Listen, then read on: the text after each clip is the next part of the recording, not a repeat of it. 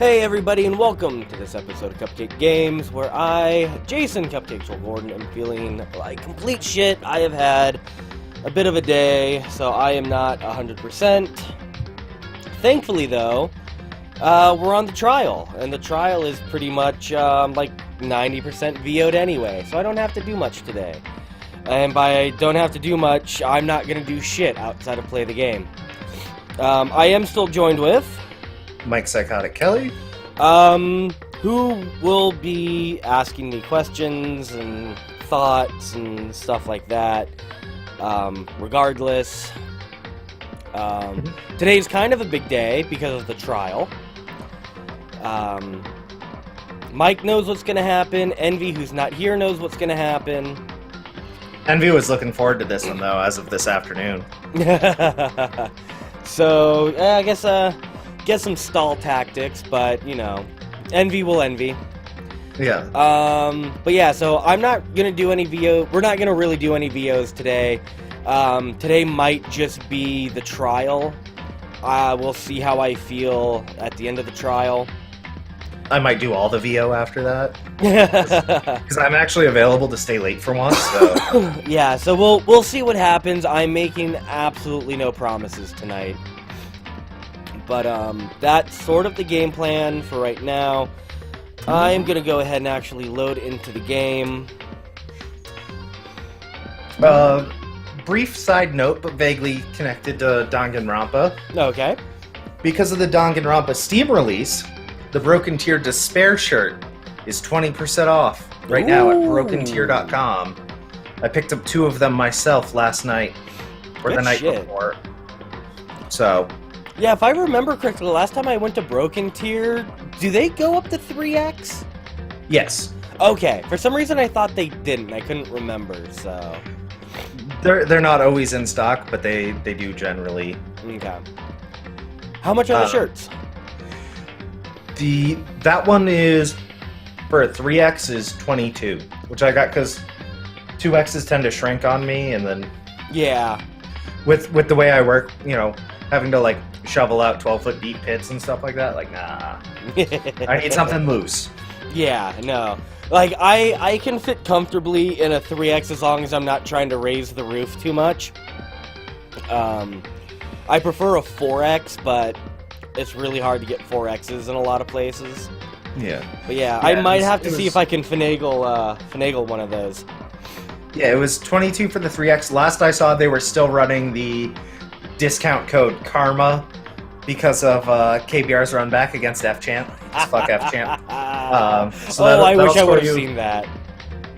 That'll score you another 10% off if that's still running. And then shipping was like $7.50 or something like that for 2 shirts, which wasn't bad considering they're out of like Arizona or something like that. Yeah, that's not bad. After this, I'll have to check that out and see if I can work a shirt. And if you can't, you could always work a sticker and then just stick it on your H-Wrap. Fair point. Anyway, the sticker's like $3 and it's beautiful. No, that's not too shabby. Anyway, so yeah, let's load where we last left off, which was the trial prep. Which reminds me, I should equip my skills. Yeah, so I've got extraordinary focus, and I think just the voice. Yeah, that's all I've got at the moment. I would also recommend looking over your truth bullets again, since it's been like 4 days since we did the investigation. Yeah, I was gonna go over stuff again, because I was also thinking to myself, like, how do I fucking class trial again? Alright. So yeah, and also this will be a nice little refresher as well. Let me get this 2 a.m. Body discovered. Girls' locker room, 2nd floor, cause of death. Float ahead with blunt object, killed instantly. Although Shihiro wanted to get stronger, she declined invitations from Sakura and Hina, and may have used the locker room late at night to avoid them. Despite this, Shihiro had stated that she desired help with her efforts. She may have been meeting somebody in the locker room the night she was murdered.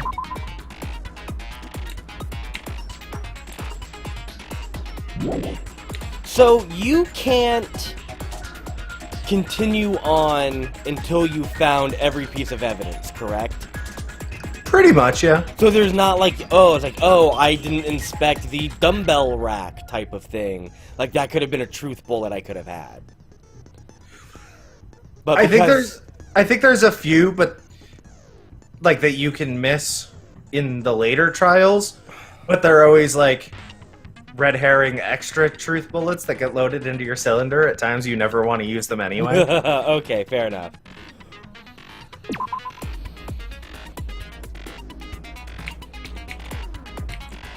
Chihiro told anyone willing to listen that she wanted to get stronger, assuming that due to her inferiority complex about being weak, she admired strength more than anything else.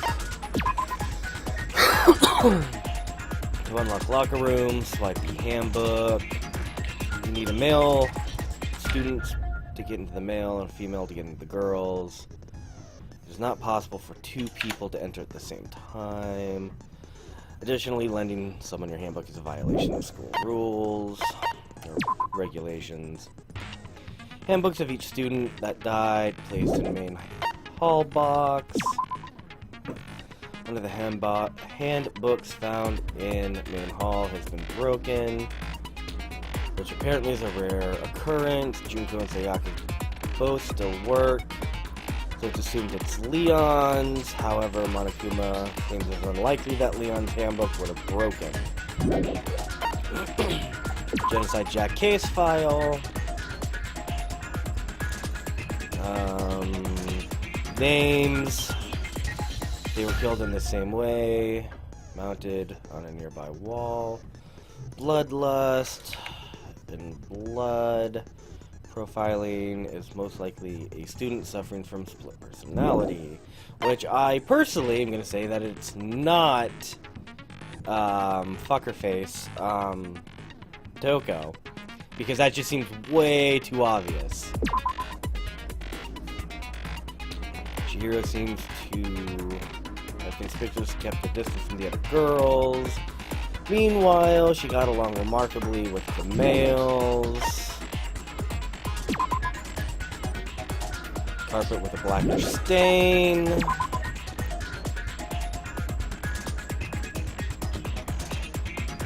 Shoutouts to shitty protein coffee. Chihiro's was not on the corpse and is apparently gone missing. Body has been suspended, hands bound. Fatal injury was a blow to the head.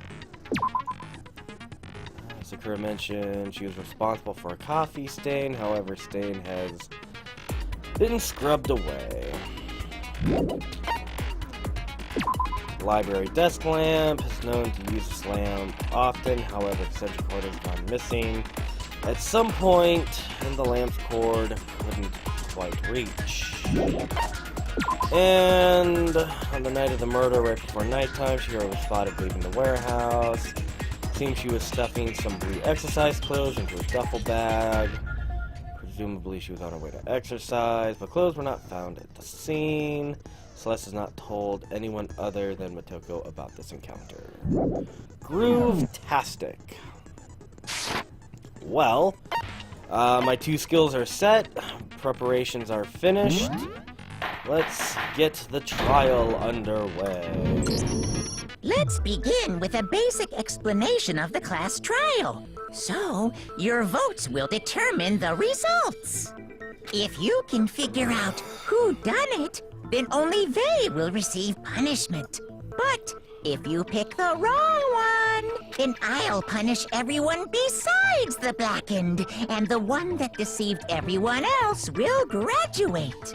Okay, then. So, first off, let's talk about the murder weapon!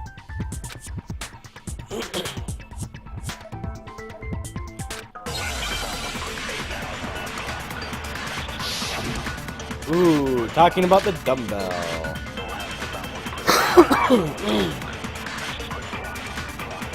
Chihiro's fatal injury. It appears it was a head wound.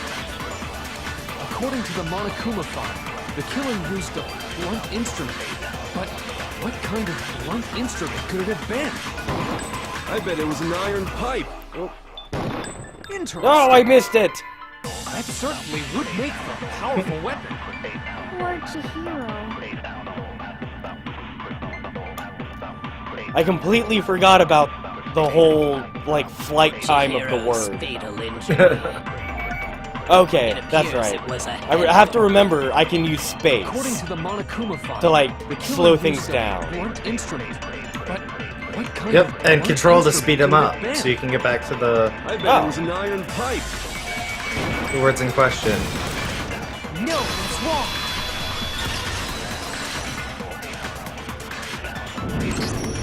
Can we agree that the object that dealt the fatal blow was the dumbbell, found at the scene of the crime?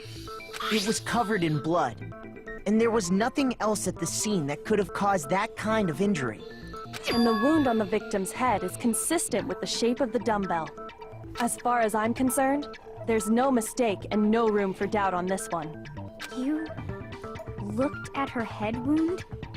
Yay! That's so creepy! If you don't mind, I will proceed from here. Let's move on to discussion of the culprit. Although, I believe the criminal behind this heinous act is already quite clear. What? For real? Chihiro's killer is the fiendish serial killer, Genocide Jack.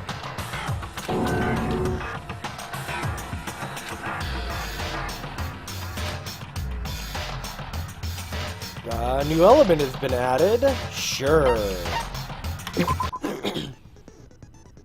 Lines of white noise.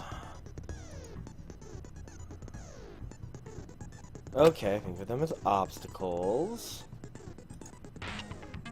There's a way to keep white noise from press right mouse to attach a silencer. Jesus Christ, game. You could use to shoot down white noise. However, if you shoot an actual remark, the time limit will decrease. Ooh.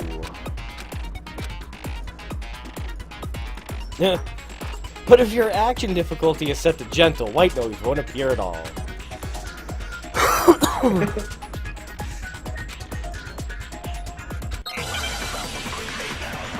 Yeah, this game's hella good. And Yasuhiro's a jackass. Just a smidge. The culprit is Genocide Jack. I'm sure. Case closed, as far as I'm concerned. But that's impossible! Why? What makes it impossible? Well, I mean, come on! There's just no proof for it. No, that's wrong!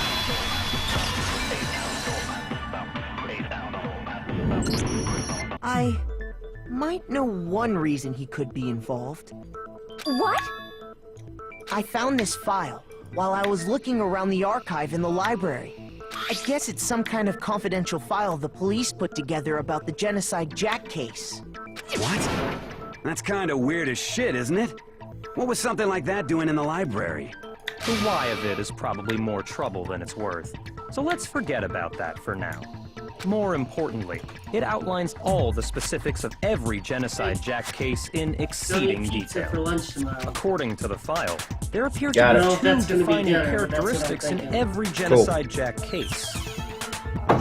The first is that Random bloody interruptions. message was found written at the scene of every murder. Oh, that's right. Booblust.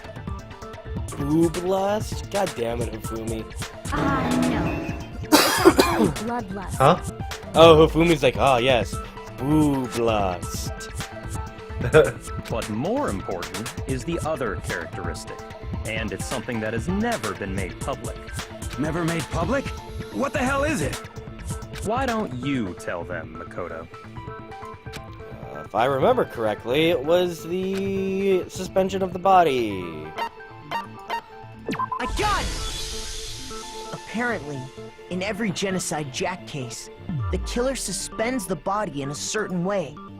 Other than the killer, the only people who know about this are the higher-ups in the police department. However, Chihiro is most definitely suspended in the same way. So, how did the culprit know about this when only high-level police officials were aware of it? There's only one logical answer I can think of. It's because the culprit in this case is the real Genocide Jack. No fucking way! You're saying Genocide Jack is one of us? Yes, in fact, it's Toko. What? Genocide Jack's true identity is Toko Fukawa.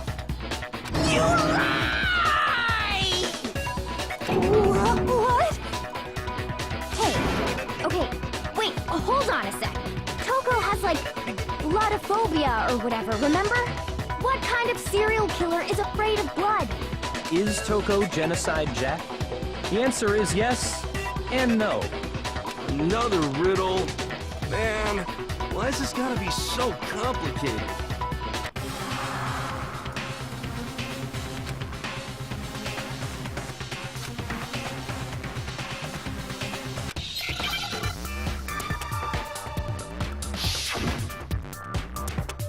Oh god, Hangman Gambit. This one's a tricky one. Fuck me.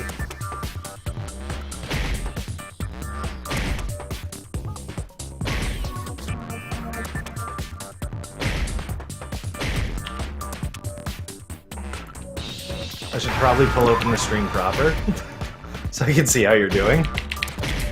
Horribly right now.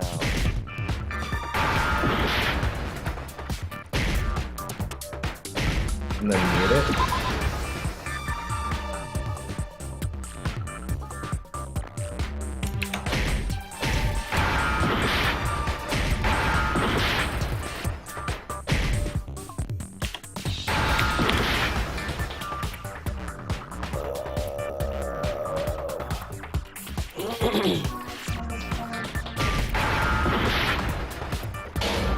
Well, I failed.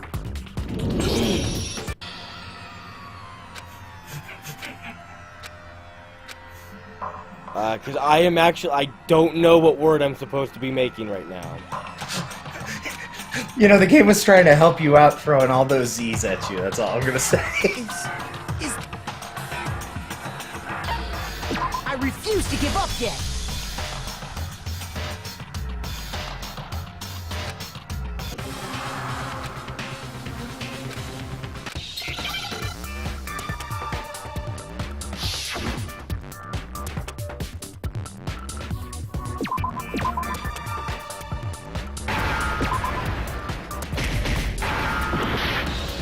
Oh, I have to do it in order? Yes.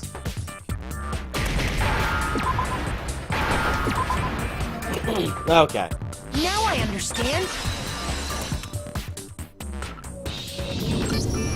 Is it because Genocide Jack has a split personality? Huh? I think I read that somewhere in the file, too. They thought that the suspect might have, what did they call it? Dissociative identity disorder. Oh, okay. But still, to go and say that about Miss Fukawa is... Perfectly acceptable. Toko's strange behavior after seeing the body is proof enough that she has a split personality. I got it! You're talking about how she started acting totally different than usual, right? That's right. Think back. She fainted when she saw Chihiro's corpse, and then, when she woke up...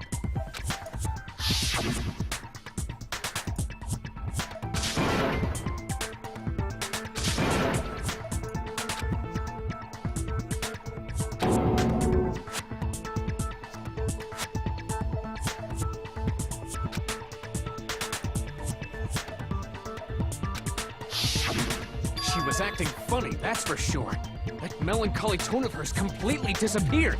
Don't go assigning adjectives to my tone without permission. Not to mention, once she regained consciousness and saw Chihiro's body again, she was utterly calm. In other words, within her is one personality that can't handle blood, and one that obviously can. So when Toko trapped herself in her room, it's because she was scared of Genocide Jack?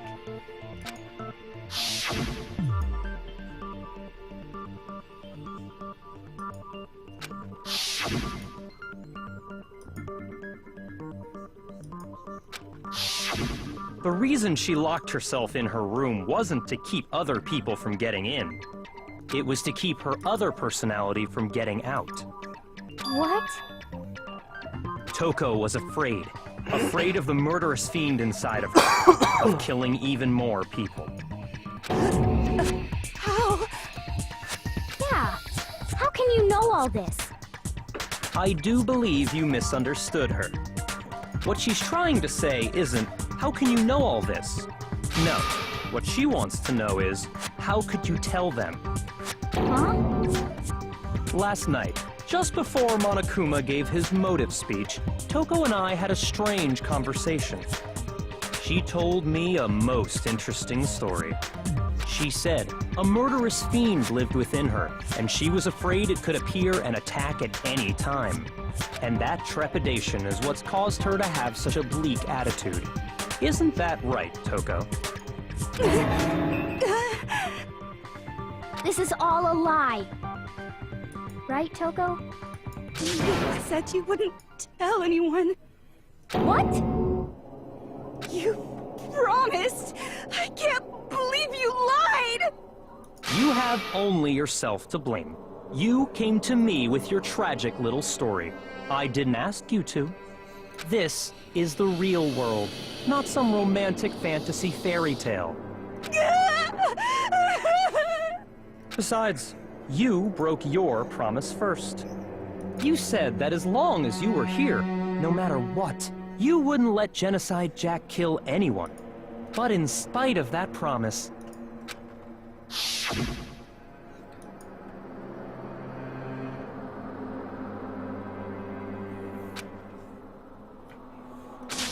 So what are you thinking so far? You said I if don't know yet. kept my promise, you would go out with me. That's the only reason I promised. How many times do I have to tell you? I never said that. But you weren't able to do it. You just couldn't resist that rush you got from killing, could you? I tried. I swear I tried to control it. But your efforts were useless. What a disappointment.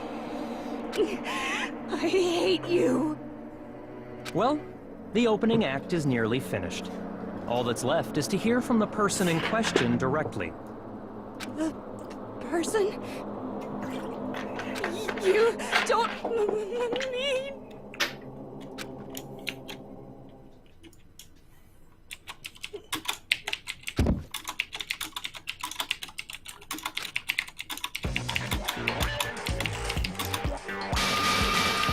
Hello there! Is it me you were hoping to see? What the heck? So you figured it out, huh? Well, whatever. What are you gonna do? I'm the ultimate murderous fiend, Genocide Jack! Or better yet, let's go with Genocide Jill! What the fuck is this?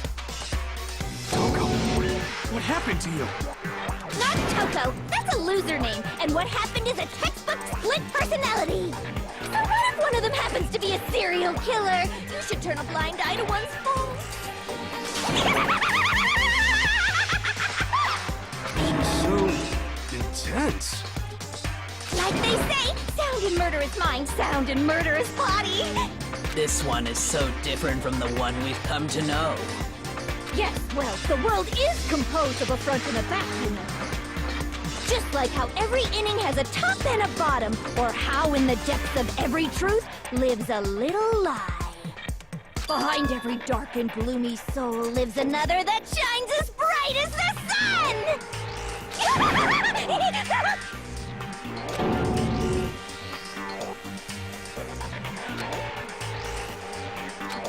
Miss Jack, Jill, can I ask you a question?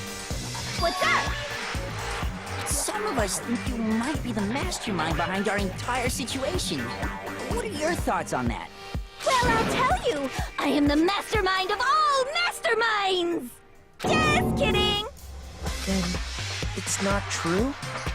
Of course it's not true! How dare you try to link me to that creepazoid? And another thing, the police and government and society in the outside world are totally powerless! I mean, they just let this idiotic bloodthirsty maniac go buck wild all over town! Sure, I'm a bloodthirsty maniac, but life is pain, right? To live is to hurt other people. It's a necessary evil if you want to survive. The act of living itself causes pain for everyone. Just kidding again! This should be enough to convince you. This murderous fiend is responsible for Chihiro's death. There's clearly a motive, so there should be no doubt. A motive? Remember what Monokuma told us? If someone didn't murder and graduate within 24 hours, an embarrassing memory or secret would be revealed. Well, let's assume that Toko's secret was about Genocide Jack. If a secret like that came to light, Toko's life would have undoubtedly been forever ruined. So she had a very clear motive to never have that side of herself exposed. Interesting. Very, very, very interesting. But sorry, as much as I hate to admit it, I'm not the culprit. Huh? But I cannot imagine anyone other than you could murder someone in such a bizarre fashion. Okay, it's asshole. Maybe so, but nevertheless, it's the truth. Which asshole? Byakuya. Do you really expect any of us to believe you? Yeah. I could never believe a word you say, you monster!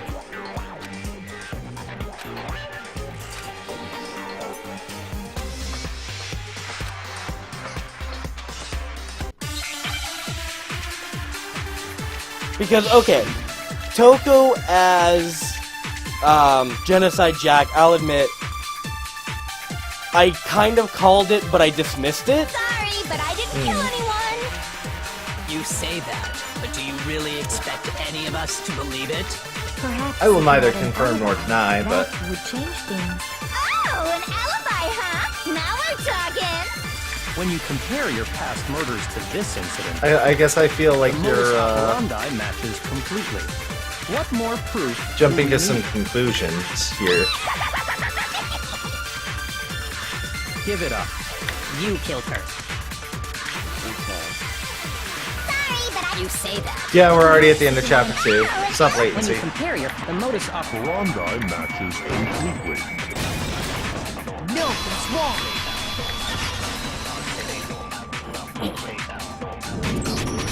Are the methods of murder really exactly the same? I'm not so sure about that. I think there's a slight difference between the Genocide Jack cases and this one. Huh? How's it any different? Uh-oh, you don't know? Well then, human garbage, let me tell you! I murder with passion and conviction. I consider myself a professional, and I have a very particular We have a way schedule of to doing keep, sir. things. Imagine you go to a fancy Italian restaurant. They're very picky about the noodles, the sauce, everything. But what happened to Chihiro? It'd be like if that same Italian restaurant started using ragu or Chef Boyardee. This is no creation of mine. Let me rephrase that in a way that maybe makes more sense.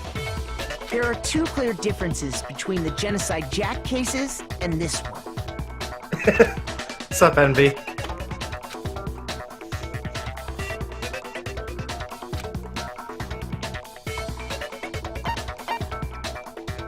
I got it! For one, the cause of death is different. In the Genocide Jack murders, all the victims were killed the same way. According to the case file, they were all apparently killed with a pair of scissors. But Chihiro died from a blow to the head, right? Ah, yes. That is remarkably different from the other murders. Wouldn't it be strange for someone who kills the same way without fail to suddenly change their method? And there's more. One more conflicting detail. That's right! In my recipe of murder, if the bloody message is the tortellini, then the arrangement of the body would be the pesto sauce! Could you please stop comparing killing people to cooking? So, are you saying the other difference has to do with how the body was arranged?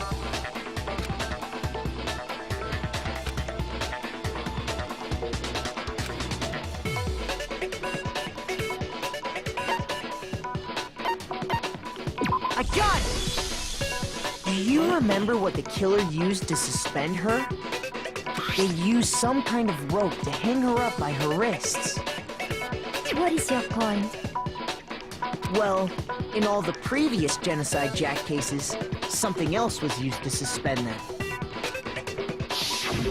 Specifically, pairs of razor-sharp scissors. I'm gonna be so sad if it's not asshole. And guess what? I used my own specially designed scissors for the murders and the arrangement! Like I said, Because he's the I'm a only other professional, person who so had naturally I'm access very picky to that about information. the tools I use. And you know what else? Big Mac said there's 2 differences, but he's wrong. Big Mac? Are you referring to me? Listen up, Big Mac. There's actually one more difference. They're all male. Huh? My word, you really didn't notice? Take a look at who the victims were in each Genocide Jack case. There's a pattern there, just waiting to be discovered. A pattern? Figure that out, and it'll be plain as death why I couldn't have possibly killed that little lolly girl.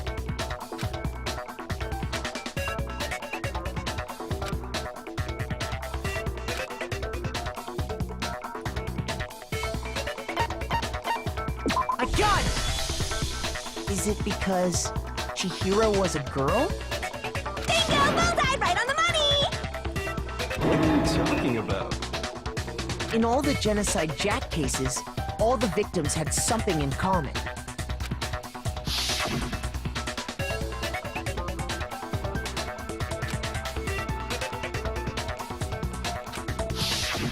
They were all guys? That's right! The people I killed with such passion and conviction are all adorable little men! I can't believe I said it! I'm so embarrassed! The hell is wrong with you? I can't help it! I'm just a full-throttle boy-on-boy fangirl, and the movie side of me just hates it. But now I'm on the fast track to becoming a full-fledged fan madam! So, since Chihiro was a girl and not an adorable little male, you wouldn't kill her? Would an Italian chef suddenly start making ramen just because they're both noodles? Don't be stupid. I have too much passion and conviction to cross that line.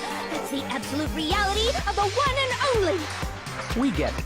You've clearly explained your hobby and your philosophy. But that's not all there is to it. It's a different matter entirely when you're forced to kill in order to survive. Quiet, lowly cur! Lowly? Cur? I would never kill for a reason as petty as mere survival. And if by some fluke I did kill to survive, why would I bother with the message and arrangement? It'd make me the obvious suspect! That does make some amount of sense. Plus, whatever reason I have for killing, I would never leave out my prized scissors. Who would go out of their way to use a big, stupid, heavy dumbbell? Maybe you used the dumbbell because you couldn't find any scissors in the school? Any scissors? I don't just use any scissors. I only use my own set of high-class envy of the entire world scissors! Okay, whatever. There still aren't any in the school. Are you sure about that?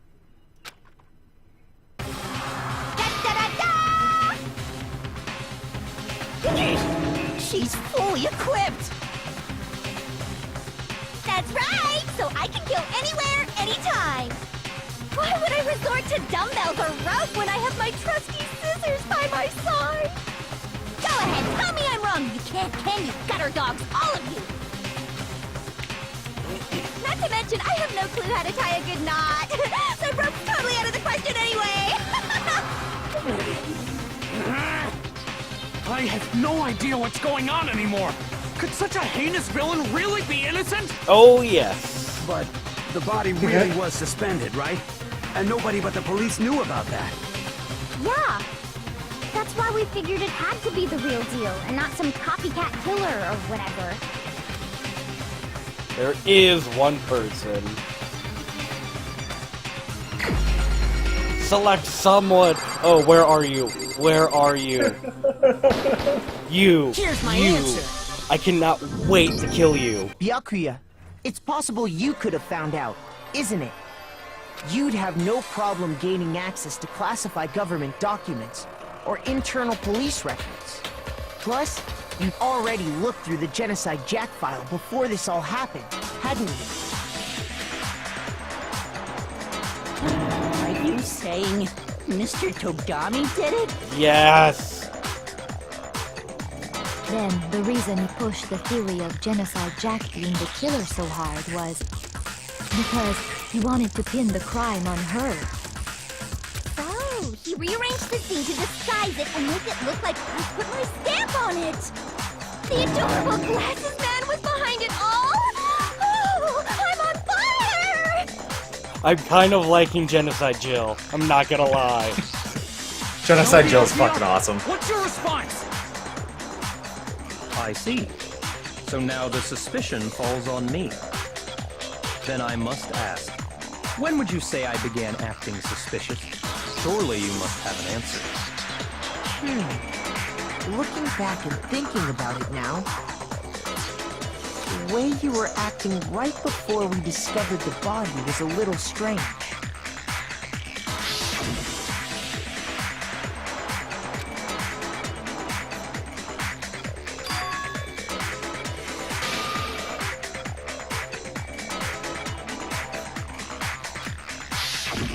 You wanted to go to the girls' locker room right away, right? But since you're a guy...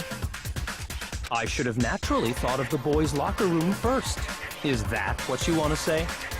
The victim was Chihiro, a girl. Hence why I said we should check the girls' locker room. Nothing strange about that, I'd say. On the contrary, there's something very strange. Okay then, what's so strange about it? Go ahead, share with the rest of the class.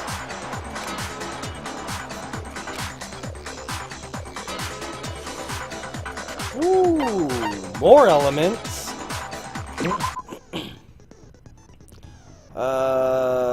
Truth flashbacks. Aim at a weak spot, hold down left mouse button, then you'll memorize the weak spot. This memorized phrase can only be shot at once with a single truth bullet. If you shoot a changed bullet, it will disappear from the cylinder. I can use this flashback feature as many times as I want. You don't seem to have an answer for the liar contradiction. Might be wise to memorize a different weak spot.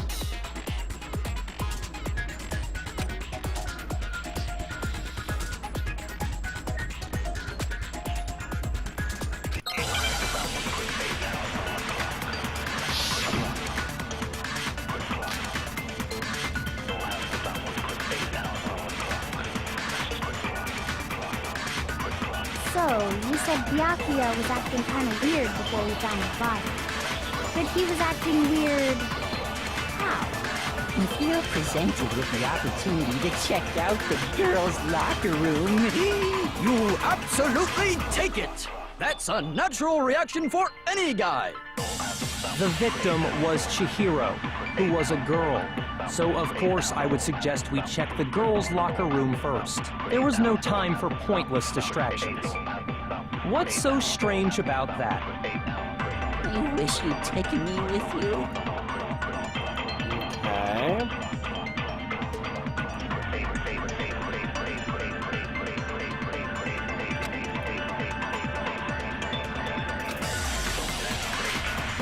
Oh. So, you said Byakuya was acting kind of weird before we found the body. But he was acting weird... how? If you're presented with the opportunity to check out the girls' locker room, you absolutely... That's unnatural! The victim Was Chihiro, who was a girl. No?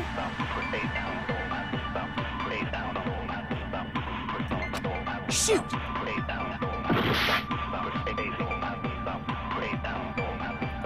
Okay. So, you said Byakuya was acting kind of weird before we found the body. Shoot!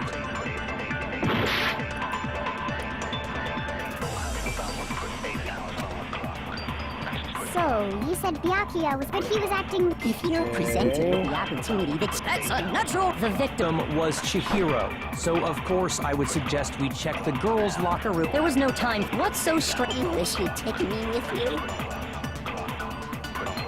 So, you said Byakuya was acting kind of weird before we found Oh the my body. god, I don't know what I'm doing Acting anymore. weird. You have to memorize one of the statements to counter one of the others. That's why they told you about the truth flashbacks. Okay, then I've completely forgotten how to do the truth flashback then. Hold down left click on The victim a weak was point to Chihiro, memorize it. who was a girl. So, of course, I would suggest we check the girls' locker room first. There was no time for pointless distraction. Okay, it was hold, that's what I What's was so thinking. strange about that? You wish you'd taken me with you. So, you said Byakuya was acting... but he was acting... If you're presented with the opportunity to... That's unnatural! The victim... Was Chihiro, who was a girl. Okay. Shoot! Not quite understanding this So, mechanic you said then. Byakuya was acting kind of weird before we found the body. Oh, I just saw what you did. You just shot the statement you memorized at the same statement. That's never gonna work. You want to take that same one, the victim was Chihiro, and then shoot the weak point from Hina's. There was no time. What's Got so it. strange? You wish you'd taken me with you. So, you said Byakuya was acting kind of weird before we found the body. But he was acting... If you're presented with the opportunity, that's unnatural. The victim was Chihiro, so of course I would suggest we check the girls' locker Ah, room. God there was damn no it. time. What's so strange? You wish you'd taken me with you. Ugh. So, you said Byakuya... but he was acting... If you're presented with the opportunity, that's unnatural. The victim. Was Chihiro, who was a girl. So of course I would. There was no time. What's so strange? You wish you'd taken me with you. So, you said Byakuya was acting kind of weird before we found the body. Okay, that didn't work. Shoot! So then it's the other way around. It's Hina's I need to memorize to shoot at Byakuya. Yeah. So, Sometimes I you get those said backwards. Byakuya was acting kind I of also weird before we found went the past body. that But he was like acting... 6 minutes back. So That's unnatural. The victim Was Chihiro. it's true. It is pretty slow. is wrong. It shoots like a marshmallow gun.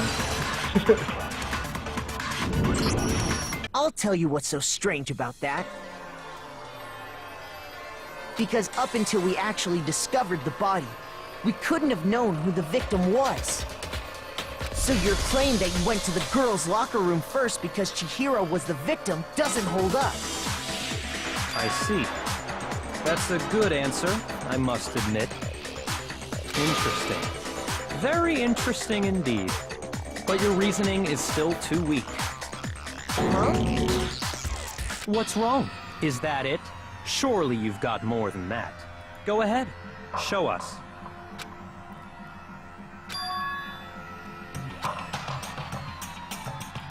What's the matter? You're not finished already, are you? There must be more to it. There is. I think. There is more to it. Think about it. We just talked about the differences between this case and past genocide Jack incidents. I can agree The with proof you're that. looking for is hidden in there. Oh? Proof that I'm the culprit, you mean?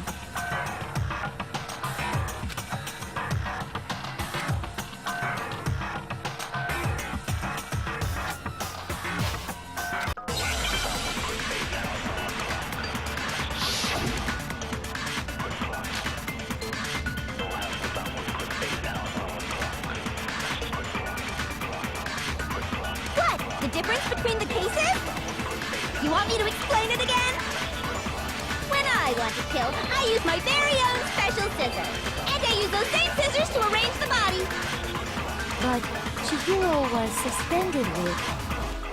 It was some kind of rope. Was it not? That's right! It absolutely was! Then there must be something very fishy indeed about that rope. Hey, Byakuya, where'd you get it from, huh? I'd never seen that rope before in my life. No, it's wrong. I still think my favorite part of Chapter 2 is when Celeste totally loses it on Actually, Hifumi. I'm pretty sure you have seen it before. You little bitch! Because, you see, that rope... That's amazing. Or should I say... that extension cord? What? An extension cord? Byakuya, you've used the extension cord in the library more than once, haven't you? And the same extension cord that was in the library all this time went missing after the murder. And there's no way someone who uses that extension cord as much as you do wouldn't discover that fact. And Byakuya must be the one who took the extension cord. I can't imagine any other possibility. That's really what you think? Then your conclusion is something like this? I killed Chihiro in the girls' locker room, then hung her up and wrote that bloody message. Nope. I intentionally made it look like Genocide Jack was behind it. Yes. Is that about right? Kind of. We're halfway there. We're halfway there.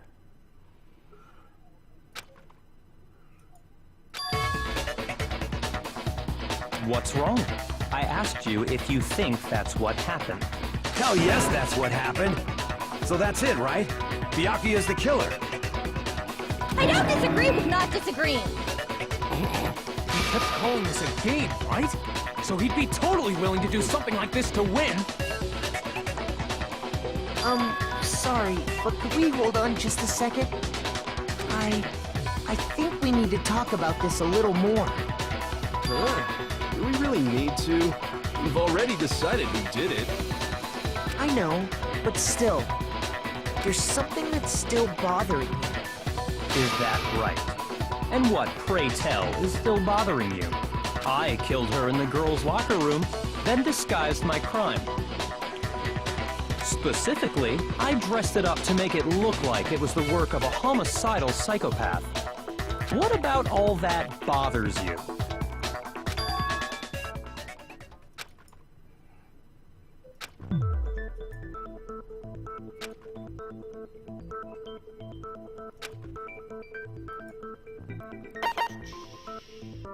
I got it! You say you killed Chihiro in the girls' locker room, right?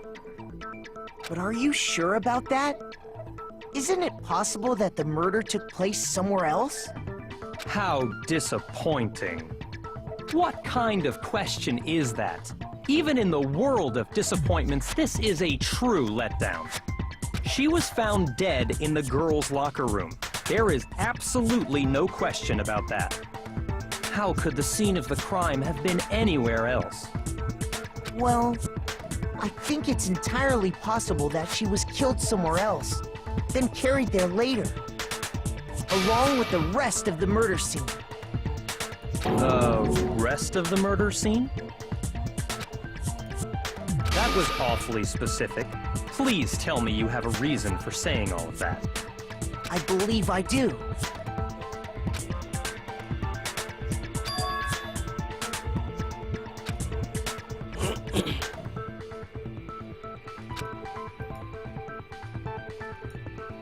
Hey, don't just move on without permission. What do you mean she was killed somewhere else? Come on, Makoto. If there's any chance the murder took place somewhere else, let's see the proof.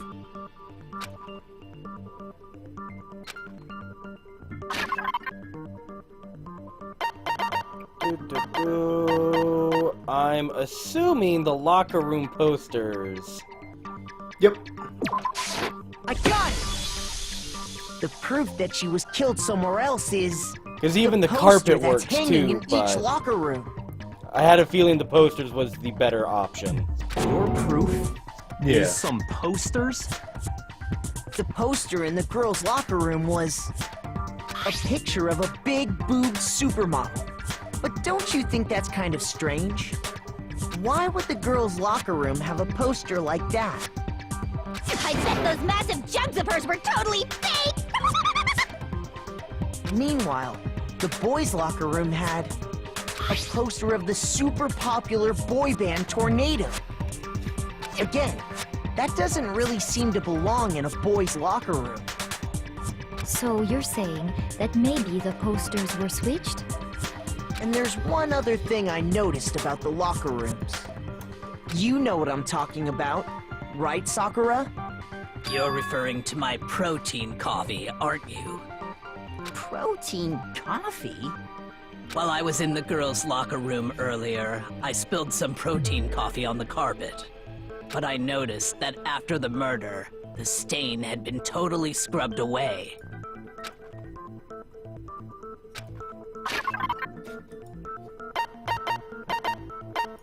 And this time I go to the boys' room carpet.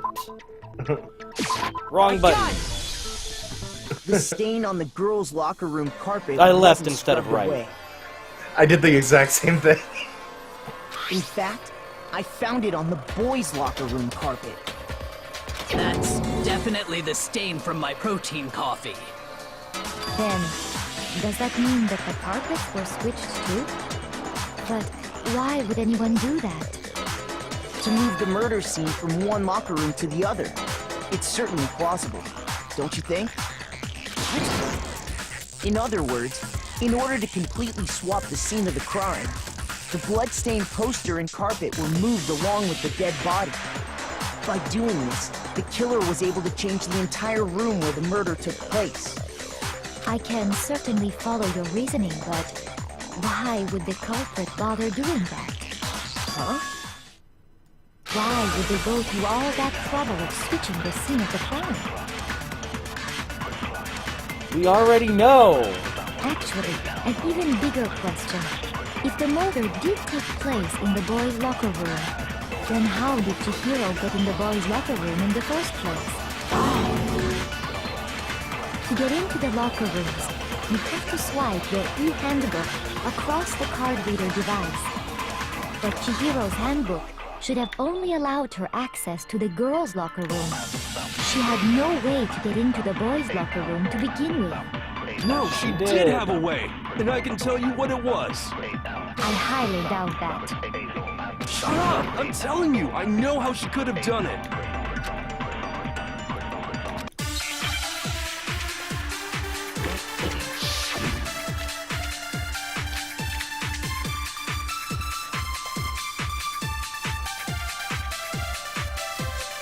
Is it really possible? Could Chihiro really have gotten into the boys' locker room somehow? Ah! I got it! She must have hacked her e-handbook! She was the ultimate programmer, after all. I'm sure that would have been no problem for her. No, I don't think that's it. She used the thing that was in the main hall. Huh? What thing? I'm talking about Leon's handbook, of course. If she had that, she could get into the boys' locker room no problem.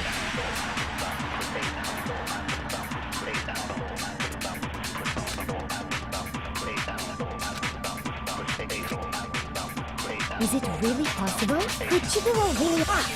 She must have hacked. She was the ultimate. I'm sure that would have... No, I don't... She used this thing. Huh? I'm talking about Leon's handbook, of course. I think that's wrong. No, that was right. No, Okay. it's wrong. That was surprisingly correct. No, I don't think Chihiro used Leon's handbook. Why not? Because Leon's handbook was broken. Oh. Well, then, yeah, I guess that'd be pretty impossible, huh? I am struck silent by how quickly you gave up. Plus, isn't there a regulation against using someone else's handbook? Actually, Actually, the rule states that loaning your handbook is prohibited.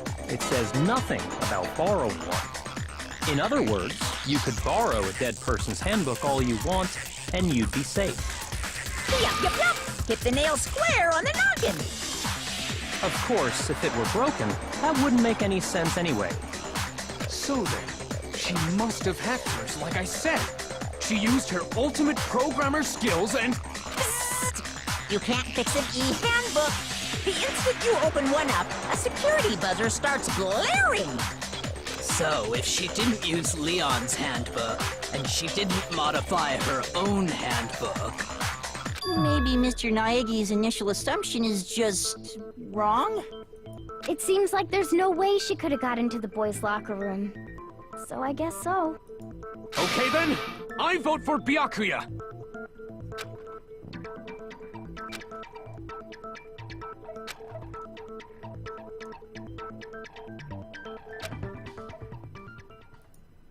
Hold on a second. I agree with you, though. I think you're on the right track. What the? You finally decide to open your mouth and that's what you've got to say? There's no way she could get in the boys' locker room, right? So... Why are you so sure she couldn't get in? There's still one other way she could have gained access. What? Oh, I forgot about that part. Well, to explain that, why don't we take a little break from the trial? I'd like you all to come see something. Oh, is she gonna point out something that's actually been bothering me? Wait. Just what do you think you're What would that be, sir? That she entered from the pool? Because we never... There was no talk about a security device preventing you from entering from the pool. Don't worry. We only talked about from This'll the make the whole entry, trial from more like the main exciting. entry. I'm sure that thought must please you. Huh? It'll make things more exciting?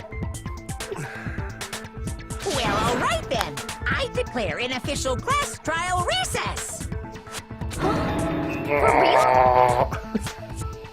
Now then, what is it you want to show Well, I know us? my thought was wrong. Not be boring, or I'll be very unhappy. Could you hear me face palming?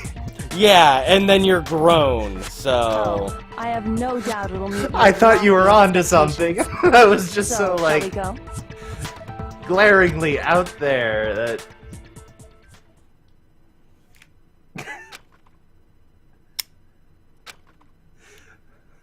Well, I ruined that surprise.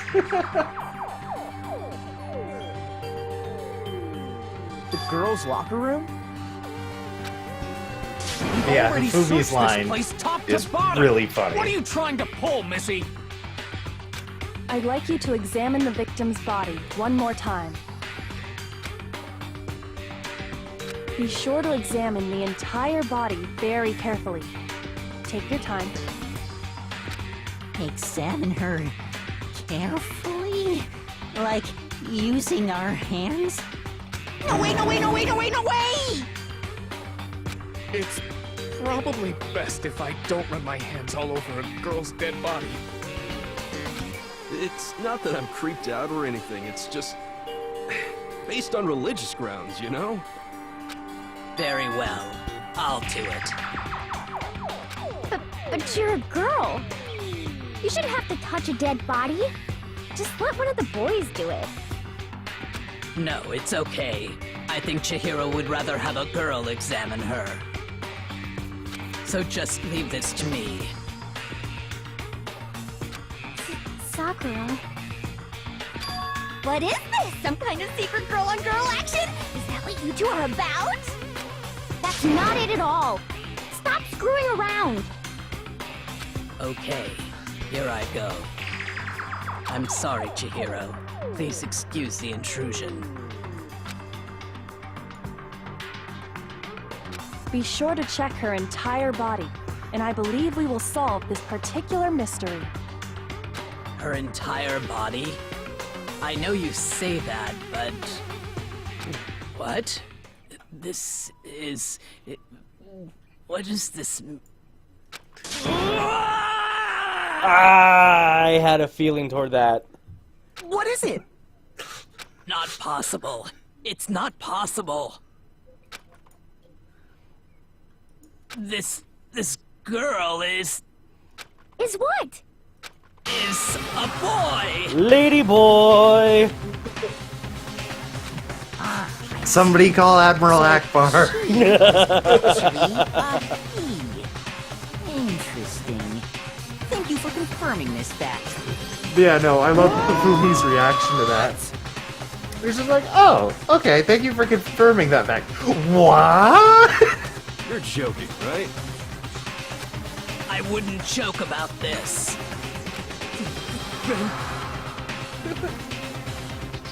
It's really true? Chihiro was a guy? That's actually why I was face palming too.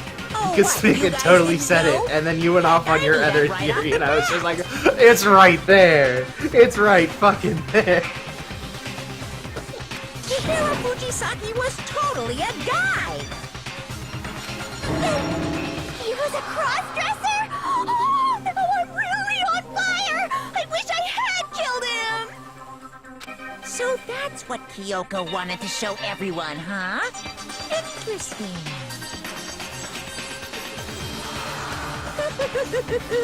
Yes, that certainly does make things much more exciting. Now let's ride this wave of excitement back to the courtroom and get back to the trial. I do apologize for keeping you waiting. Now then, let's resume the class trial. We've all just learned of the shocking revelation that Chihiro was actually a boy. Let's pick up from there. Yes, well, I don't know his reason for hiding it, but the fact is, Chihiro was not a girl, but a boy.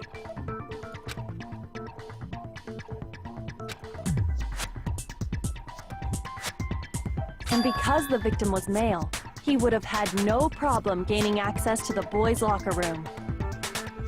Assuming his handbook did, in fact, list his gender as male, then yes, that would be true. Of course his handbook said he was a boy. He dressed like a girl, but he was a boy through and through. So then, there should be no issue with Makoto's initial assertion. The victim was killed in the boys' locker room, and was then later moved to the girls' locker room. And the killer could have easily used Sayaka or Junko's handbook to get into the girls' locker room. So Chihiro really was killed in the boys' locker room? I still don't understand the motive for moving the body, but yes, that does seem plausible. Well, I must admit, I did find it rather odd. I knew he felt a little off. There was a certain incongruity to his female body.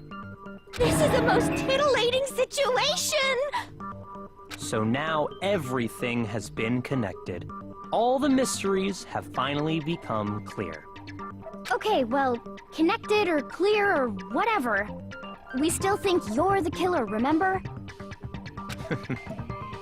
Very interesting. This has become very interesting indeed. He's off in his own little world. What about you, Makoto? After everything we've learned, do you still think Byakuya's the killer? Well, without a doubt, Byakuya is the one that made Chihiro's death look like Genocide Jack did it.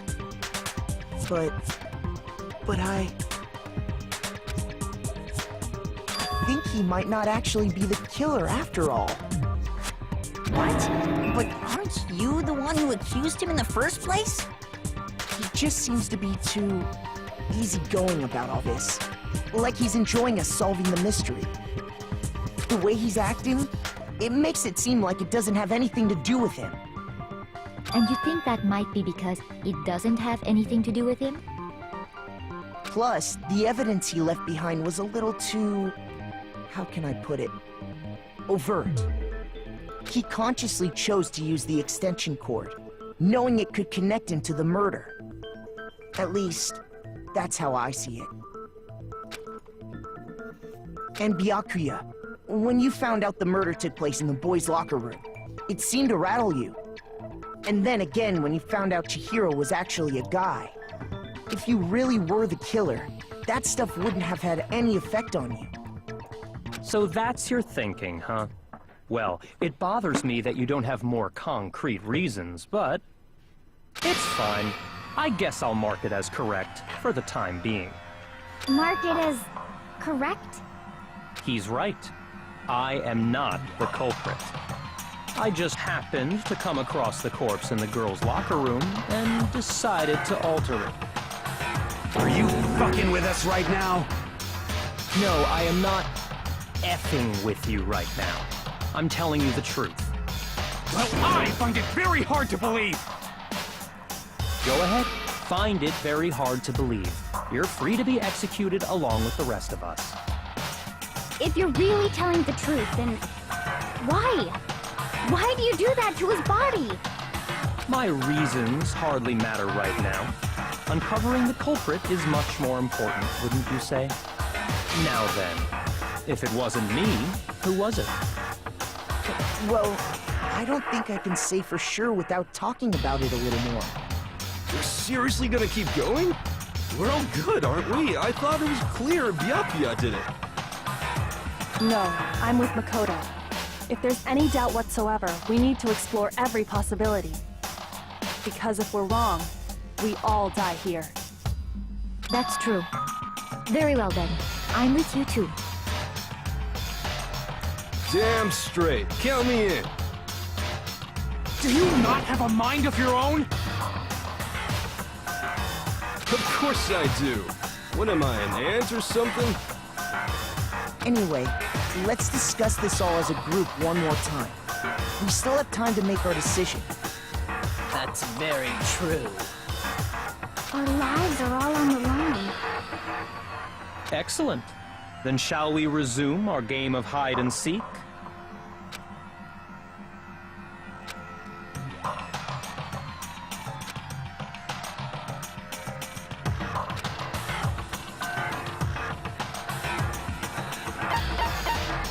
I got it!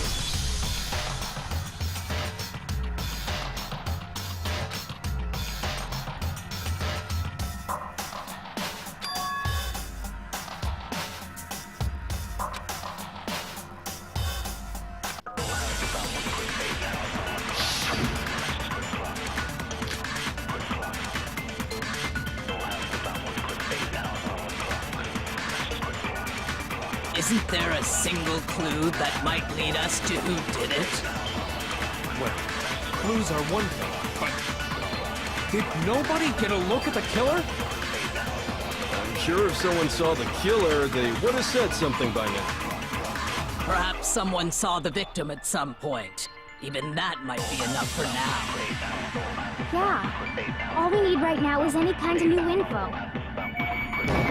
It's over. Wow, It's that went a all lot over. faster than expected.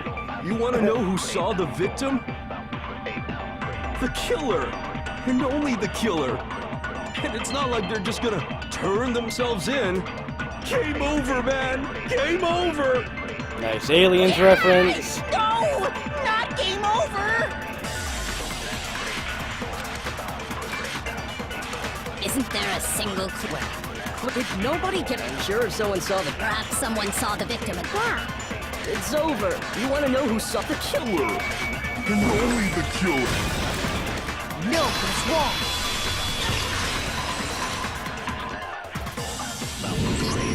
I believe someone else did see the victim before he was murdered. What do you think, Celeste? Now that you mention it, yes, I did see him. Huh? Really?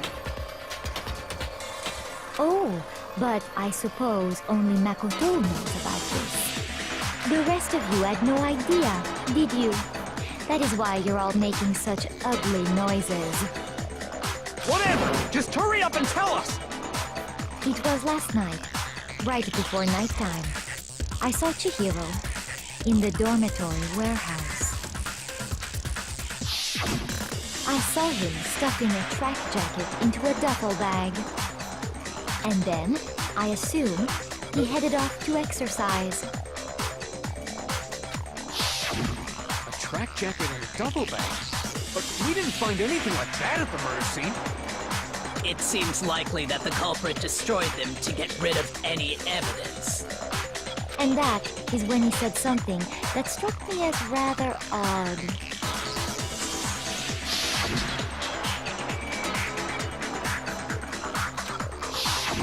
Chihiro told me he was in a hurry. But why would he be in a hurry? Only if someone were waiting for him, I should think. So, Mr. Fujisaki was on his way to meet with someone, and then they were going to work out together? But Hina and I had invited him to exercise with us plenty of times, and he always declined. Probably because he was afraid you'd find out the secret he was hiding, right? Which means that conversely, he must have trusted whoever he was meeting with very much. Enough so that he was willing to risk his secret being revealed. Oh, what a marvelous friendship! The point is, whoever he met up with is the culprit, right? So we just gotta figure out who it was. But knowing what we know, I can't even guess. No. You already have what you need to make the connection. Huh?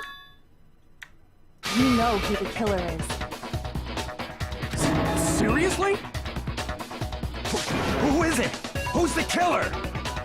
Think back to the track jacket and duffel bag the killer disposed of. Focus on the details of these items, and it should become obvious who was waiting for him. Are you sure about that? You really think we can figure out who did it based on 2 pieces of evidence that we don't have? What? You want to track down some fingerprints or something? Even if we had the equipment for that, we wouldn't know how to use it. As was noted, the evidence is already gone. There's nothing to get fingerprints from. Maybe, but we can make certain inferences if we just take the time to talk it out. Easy for you to say. But fine. Celeste, did you notice anything special about the bag or jacket? The bag was just a normal duffel bag from the warehouse. All the bags in there are the same, so I can't imagine what would make that one special. Well, if I remember right, there was a decent variety of tracksuits to choose from. Do you think there might be some connection between the culprit and Chihiro's jacket? Perhaps. Let's explore that and talk a bit more about the jacket he took.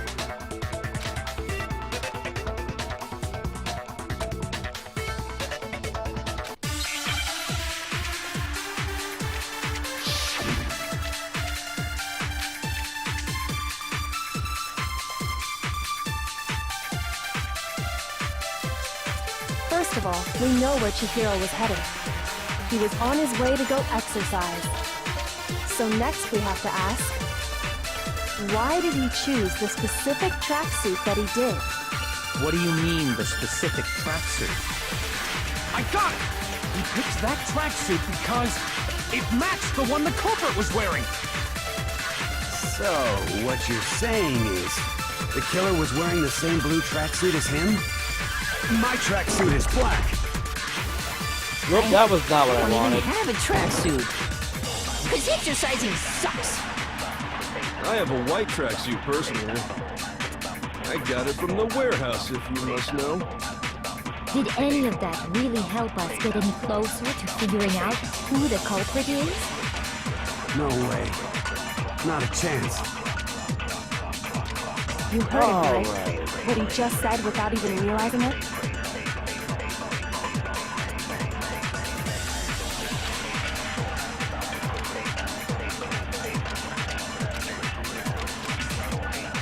First of all, We know where he was on his way, so next bit, why did he choose? What do you mean? I got it! It matched the one... So, the killer was wearing The same blue tracksuit as him? My tracksuit is black. I don't even have a track, because exercising... I have a white tracksuit personally. Shoot!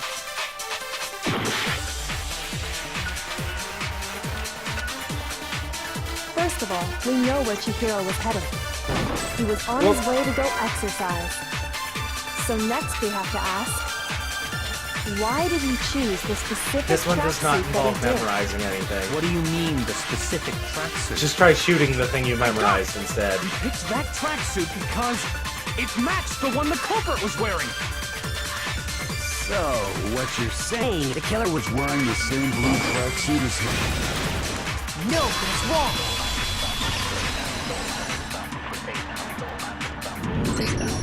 Hold on a second, Mondo. What did you just say?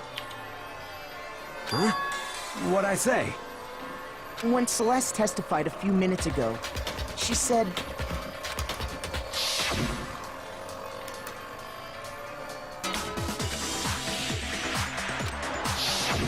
She never said anything about the jacket's color. So why did you say Chihiro's blue tracksuit?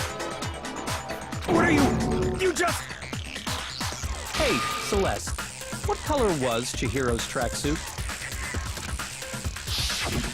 As a matter of fact, it was blue. And before we began the trial, did you tell anyone that? The only one I told about any of this was you.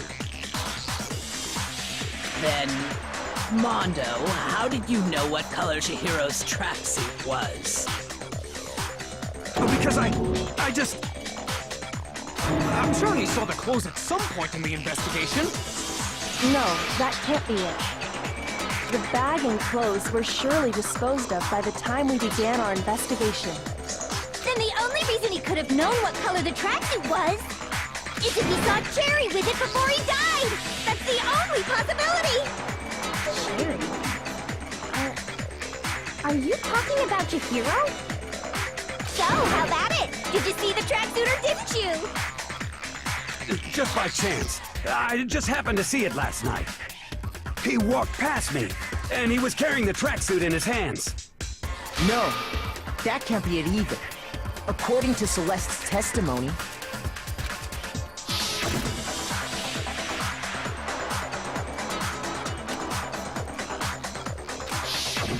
when Celeste noticed it, Chihiro made a point of making sure the jacket was completely in the bag.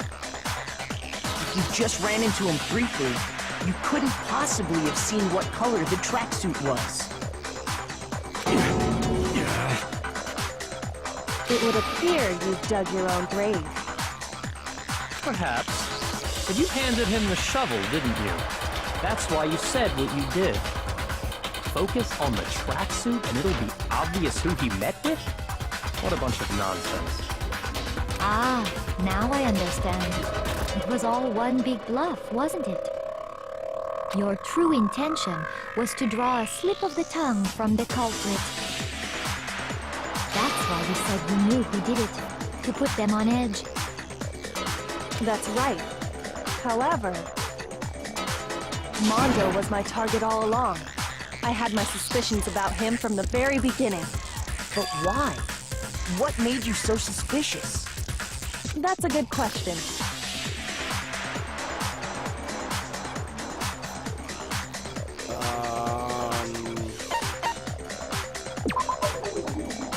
There was a certain turning point that tipped me off.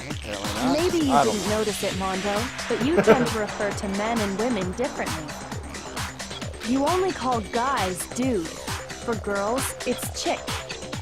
And after he was killed, you happened to refer to him as dude. Once I picked up on that, it occurred to me that Mondo knew something we didn't. Well, apparently that was right, but I didn't get any sort of... Detail? Are you a witch? She's a witch! You're positively frightful!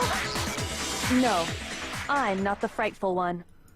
Not nearly as frightful as someone capable of murdering a friend.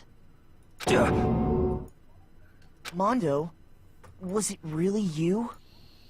Did you really kill Chihiro? I didn't kill anyone! You've been all over me, judging everything I say, putting words in my mouth. What gives you the right to treat me like a goddamn criminal? Yeah! He would never do something like that! This is a false accusation! It's true. My reasoning on that is pretty shaky. That was fast. Well, This does present us with a problem. It seems we are all out of leads. My time has nearly come. That's what my little ghost friend is telling me. Oh yeah, that reminds me. Hifumi, weren't you telling me you found some evidence? Really? I don't know. What kind of evidence? Actually, I mean, you can just like mash click now that through I'm stuff. thinking about it here It's more the calmly, loading times that not get be in the all that way. relevant. Jeez, does your confidence just get up and walk away? It's fine, man. It'd probably be about the same. If you really insist, then... Here it is. What do you have there? It happens to be an e-handbook. I found it laying on the ground, so I scooped it up.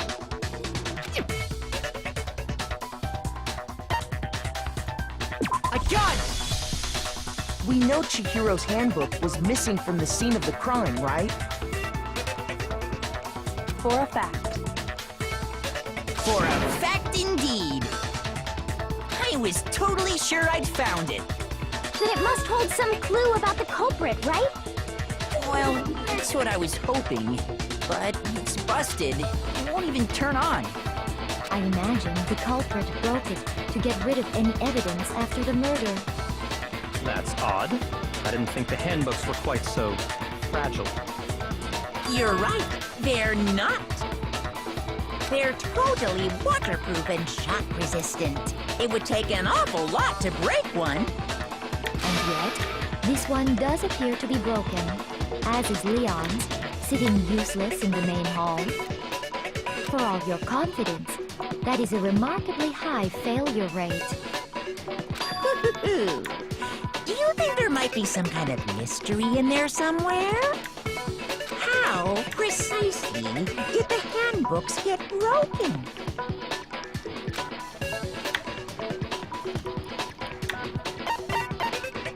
I got it! You already told us before that the handbook has one weak point, didn't you? You remember that?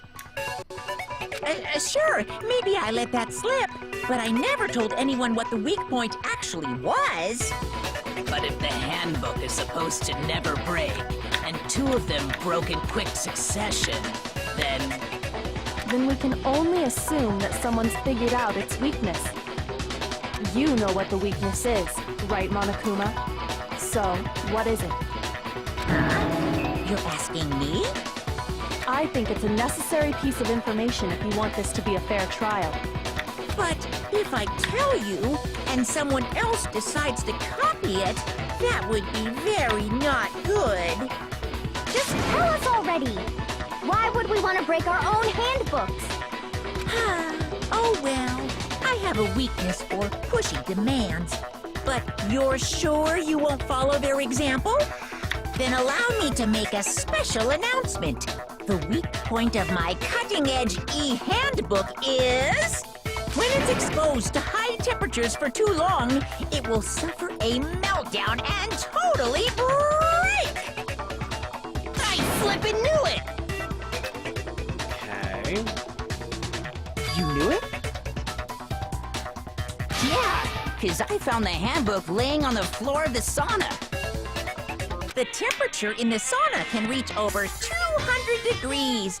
Strange how you don't get burnt, huh? It's because as your sweat evaporates, it creates a cooling layer of air around your skin. If the hot air of the sauna were somehow pushed directly onto your skin, you'd definitely get fried. That layer of air would get blown away. That's why you may feel a burning when you move around. So when you're in a sauna, make sure to keep nice and still. Wow, interesting. I learned one new fact today. That is a mere trifling speck of knowledge. Anyway, if you found the victim's handbook in the sauna, then the killer must have been purposely trying to raise its temperature in order to break it. Meaning the culprit somehow knew its weakness. So we've actually at this point narrowed it down to Taka and Mondo.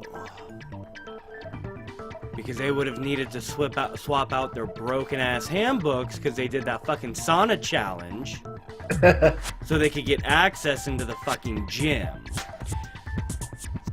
But how'd they find out? Monokuma said he didn't tell anyone, right? Indeed. Quite the mystery.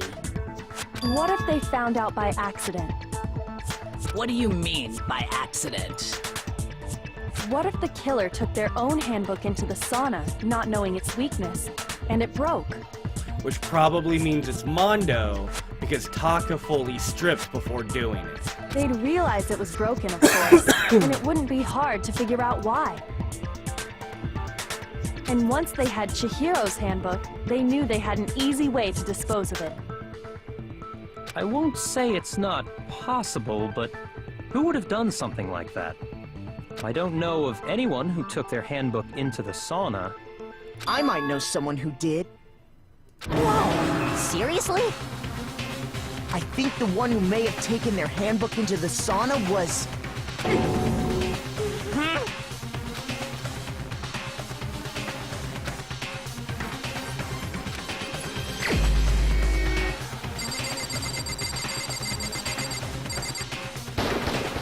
Here's my answer!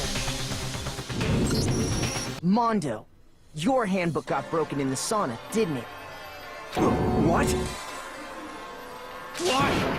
Why do you keep accusing him? Mondo and Taka had an endurance contest in the sauna not too long ago, remember?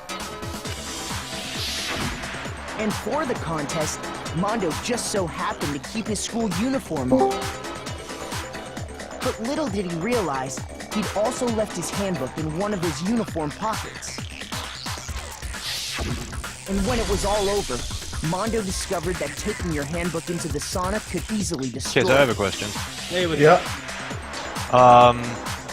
So basically, can I skip a lot of the unnecessary side conversations and still be caught up? Also, I have to go back through VODs to look at all of the free time that Jason has spent with characters in order to not be off on that, don't I?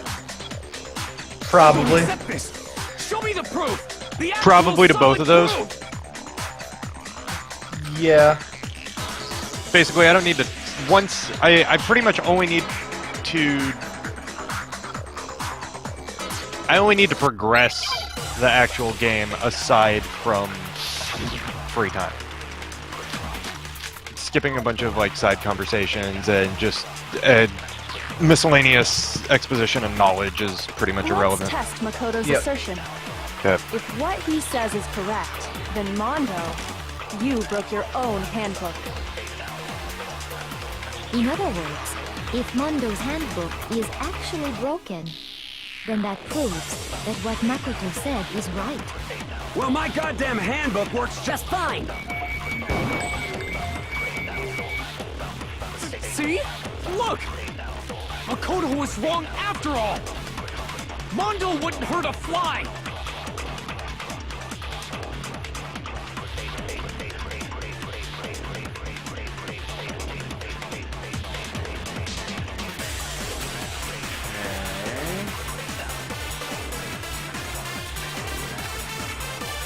Let's test Makoto's assertion.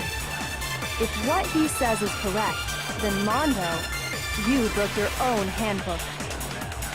In other words, if then that proves... Well, my goddamn handbook works just fine! Okay, that wasn't it.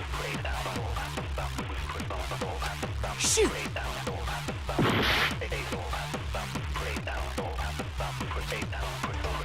Let's test Makoto's assertion.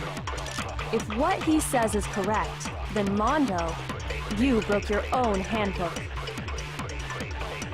In other words, if Mondo's handbook is actually broken, then that proves that what Makoto said is right. Well, my goddamn handbook works just fine!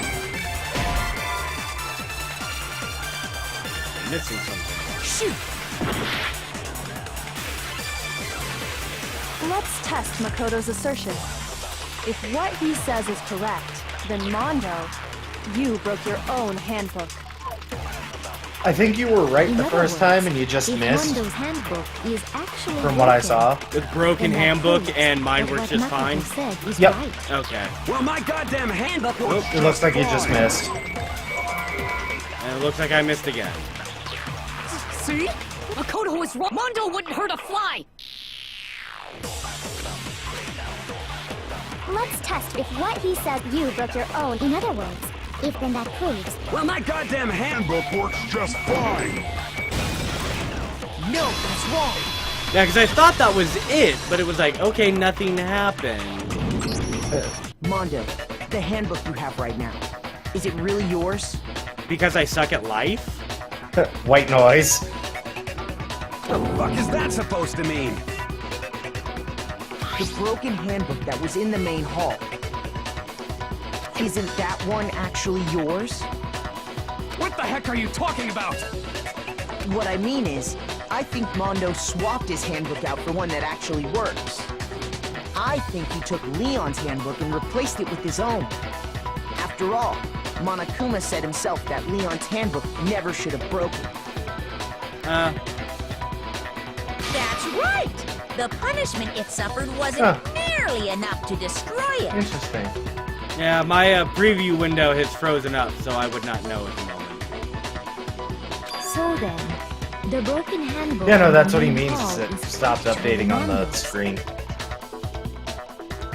which would mean that the handbook Mondo has right now is actually Cap chat's Leon's. broken. Yes? Yay. But doesn't that violate the school regulation that says loaning out your handbook is Oh prohibited? my god, how many times do we have to go over this point? Well, here's how I look at it. There is a rule about loaning your handbook to another student, but if they're dead, they're not a student. It's kind of a gray area, I admit. But no worries. If anything, it just makes things more interesting. As such, I decree that exchanging handbooks with a corpse is not a violation of the rules. Well, Mondo, if I'm wrong about this, you're welcome to say so. I'm happy to admit I made a mistake, but... Son of a bitch. What's wrong, bro? Come on, tell him he's wrong. You are wrong. You have to be wrong. Everything you just said is wrong. You made it all up. Okay, then why don't we look back on this case one more time, from the Why don't we beginning? just have Mondo actually open his goddamn e-handbook? Because if it's working, the little welcome thing will say Leon's goddamn fucking name. End of goddamn story. Because gameplay stuff. That way, everything will become clear, and we'll all see if I was right or wrong.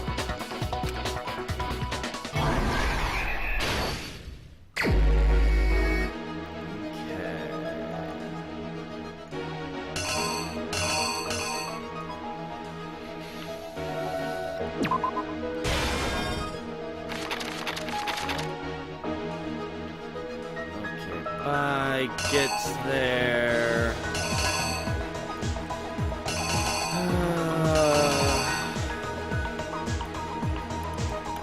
Should be jiggle.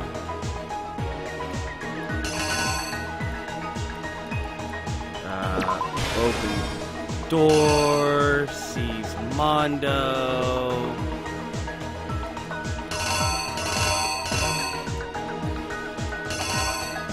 Right?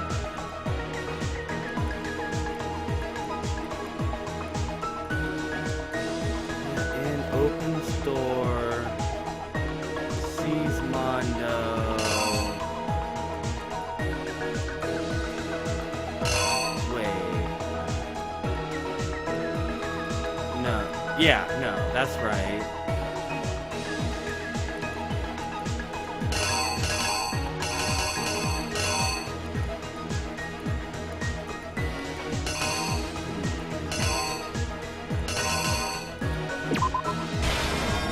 Working out.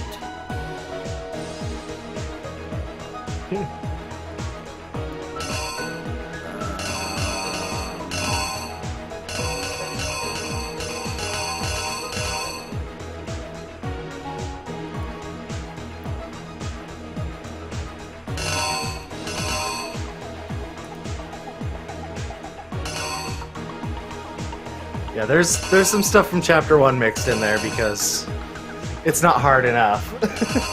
Yeah.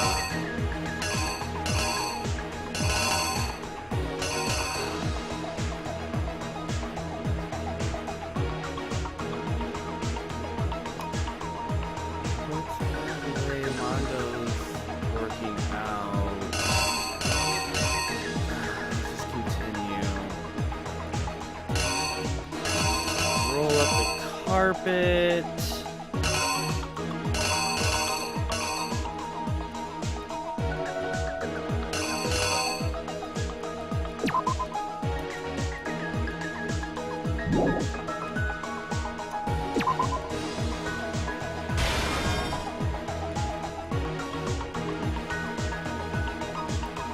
Oh my god, how long is this one? Jesus Christ. So wait, hold on. That's wrong. So it should actually be this one? Right?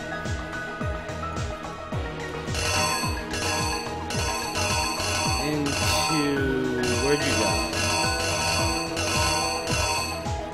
Where'd you go? Wait a minute. Yeah, I know on-screen chat is dead. The amount of fucks is way too low. Okay, hold on. Where did that one go?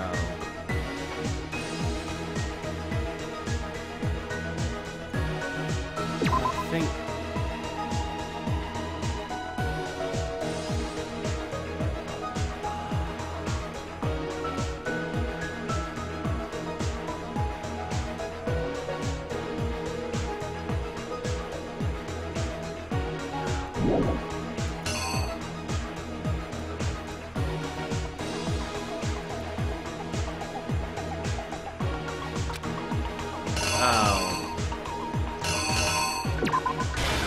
Got it. That's what they wanted me to do. Okay, so rolled up, so I'm assuming swapping the poster is gonna go there.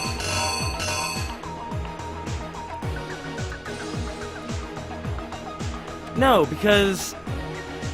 No,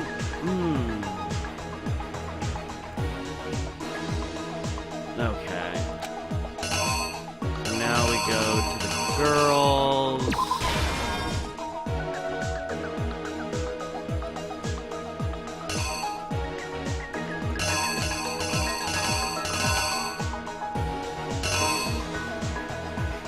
Yeah, this one's just like really long and kind of tough though. Okay, so then, yeah, because a lot of this isn't making super sense. So that's why they that like obviously is there. That's gonna go there.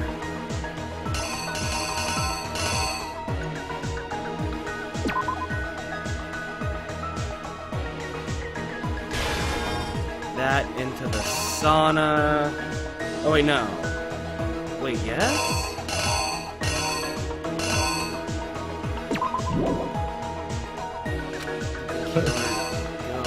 What?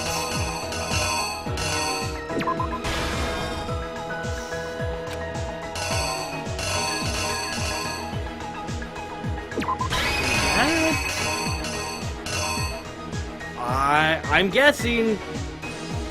The killer is you! Wow, that one just First, did not make let's a take whole lot look of back sense to me. before the incident. Last night, Celeste saw Chihiro in the warehouse, correct? At the time, she was apparently stuffing something into a duffel bag.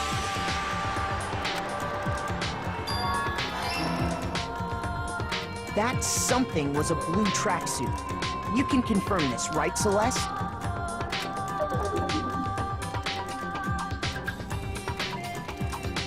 With bag in hand, Chihiro headed out, even though it was officially night. I do think Fever Time and Nega Time makes up for the rhythm game, though. She made her way to the locker room, specifically the boys' locker room.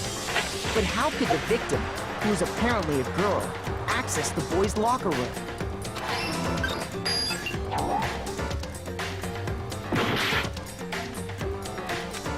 Oh!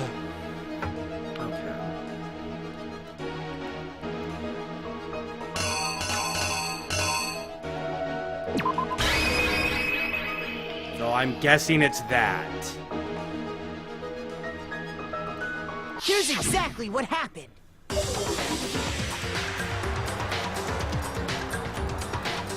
With bag in hand, Chihiro headed out, even though it was officially nighttime. She made her way to the locker room, specifically the boys' locker room. But how could the victim, who was apparently a girl, access the boys' locker room?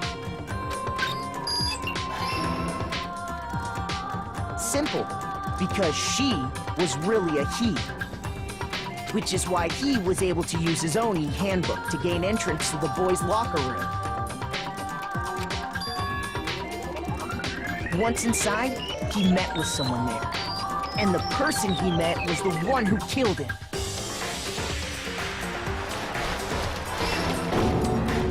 It seems likely that the killer grabbed the nearby dumbbell, approached the unsuspecting Chihiro,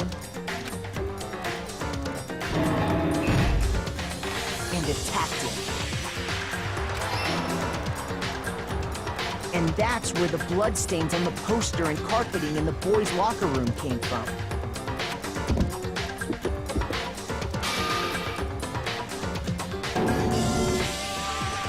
It was likely in the heat of the moment. The body was arranged, but the murder itself felt unplanned.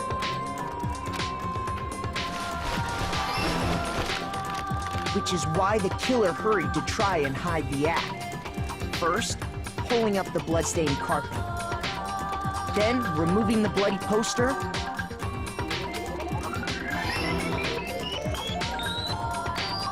And finally carrying the corpse into the girls' locker room. A girl's handbook was necessary to get into the locker room, of course. But this alone doesn't prove that the killer was necessarily a girl. After all, Sayaka and Junko's handbooks had been placed in the main hall. Using one of those, a boy could get into the girls' locker room without much problem. And that's exactly how the killer did it. With the carpet and the poster they brought with them, they got to work. They changed the layout of the boys' and girls' locker room in what you might call a crime scene switch. That could have been the end of things, but no. Byakuya discovered the body and decided to intervene in the situation, making things even more complicated.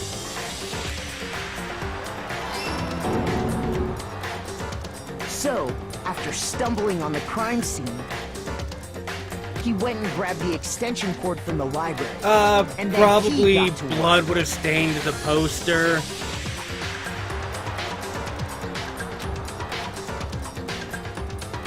Yeah. Used the cord to string That's up what I thought Chihiro's too, but- lifeless body.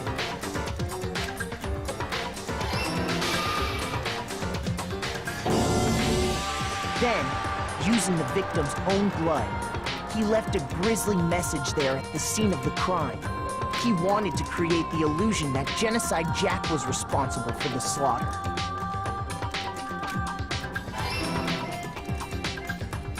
And around the same time that Byakuya was putting together this facade, the killer, having already disposed of Chihiro's bag and other belongings, arrived at the sauna. There, they planned to destroy the last piece of evidence, Chihiro's handbook.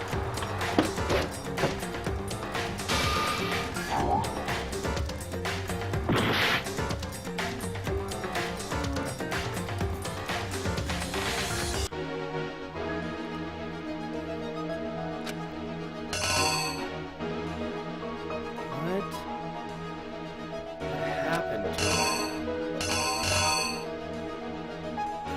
I guess guess, fell on ground? The killer is you!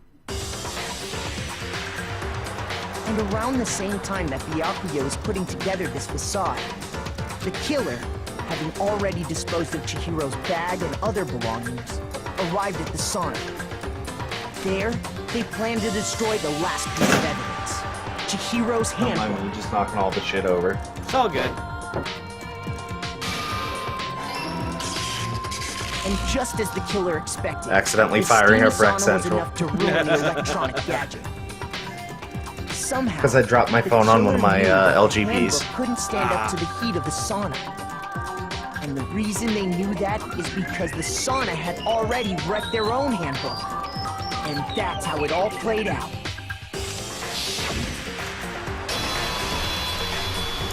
Isn't that right, Mondo Orada?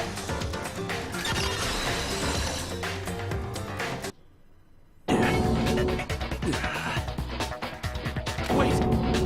No, this can't be right. Where's your evidence? Yeah, where's your evidence? You need evidence! You need proof! Without any proof, you can't pin any of this on him!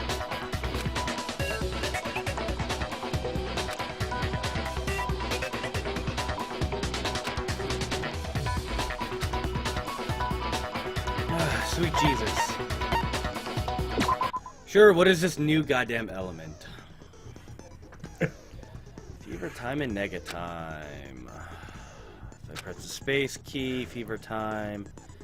Tempo will be forced to max. At this point, if you push buttons at random, I won't miss. Whoever you want to destroy, verbal assault.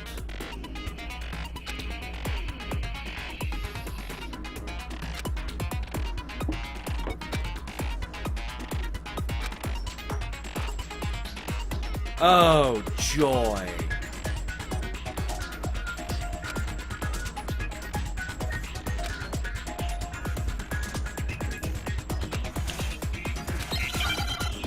Pro tip is just wait for them to use nega time Yeah. and use fever time during it. I figured as much. Show me some evidence! You're wrong! I won't listen! I refute you! False! Show me some evidence! I won't listen! False! I refuse to vote! Show me some evidence! You're wrong! I won't listen! I refute you! False! Show me some evidence! I won't listen! False! You're corrupt! Show me some evidence! This should prove it. Okay, so apparently it didn't take away the nega time. No, but it just ups the tempo, so you don't have to worry about the rhythm got anymore. it. Okay. I thought it took away the actual blocking. No. Mondo must have replaced his broken handbook with Leon's. In which case, we can just check each of our handbooks right now. Yeah. Once we do that, we'll... Forgive Cupcake Troll, he's a little out of it tonight. Yeah. Yeah. Yeah. I did it. I killed him.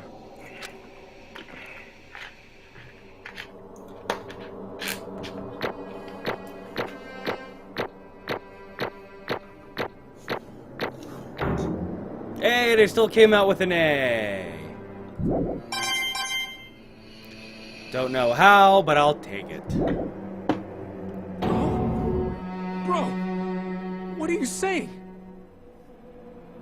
I got no choice, man. After hearing all that, I gotta just... give up.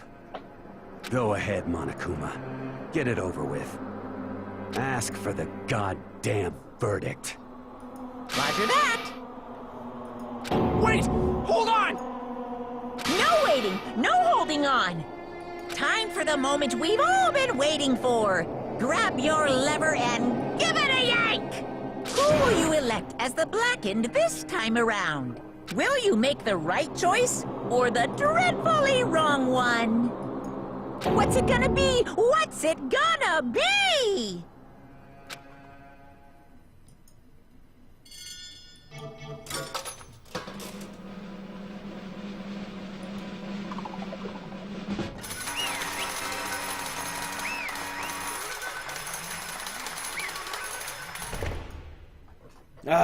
Let's see how this plays out. What?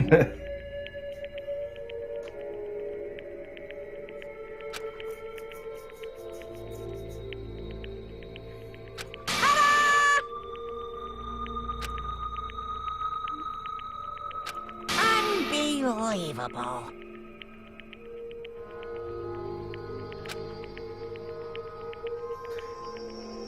Normally we'd be doing voiceover, but I was told we weren't doing that tonight. So. Not tonight. Sorry. What is this?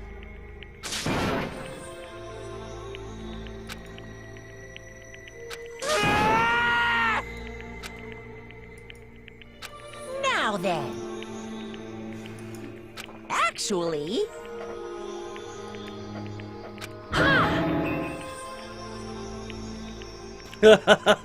That's cute. For anyone who doesn't really want to hear it, hit the control key to fast forward the text. That's adorable.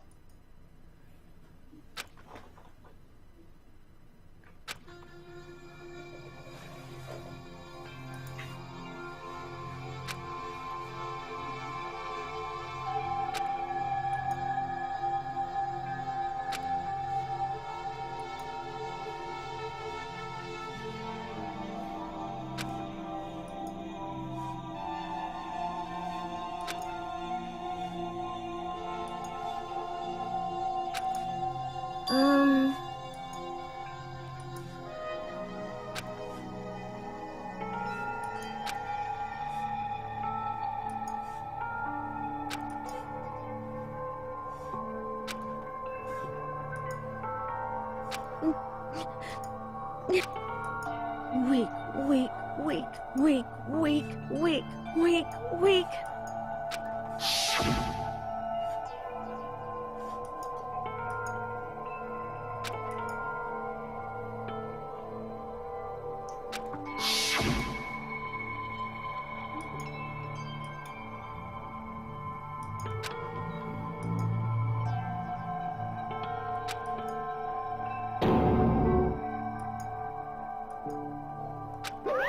Hey,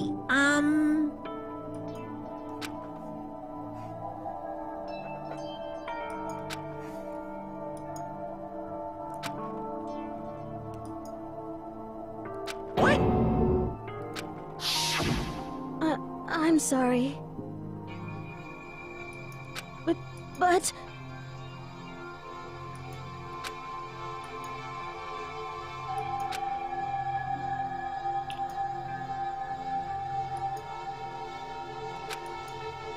That's right. I want to change.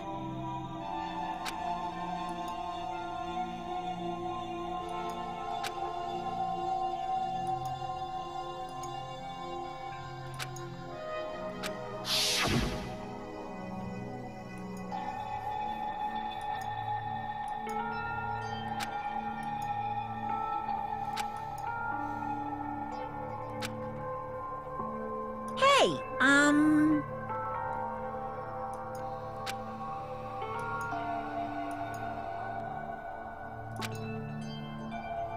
Yeah, that's right.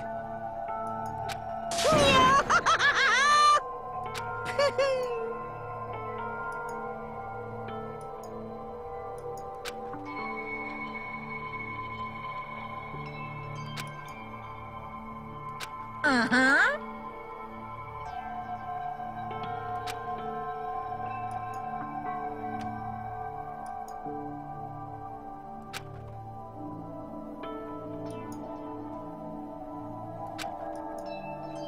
Yay for more text box names wrong.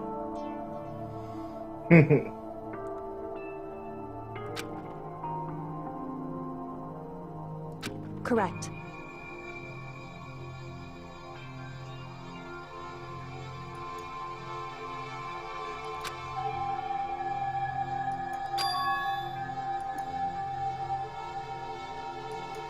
Indeed.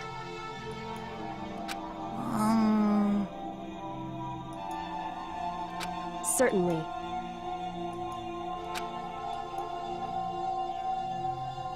But... Because...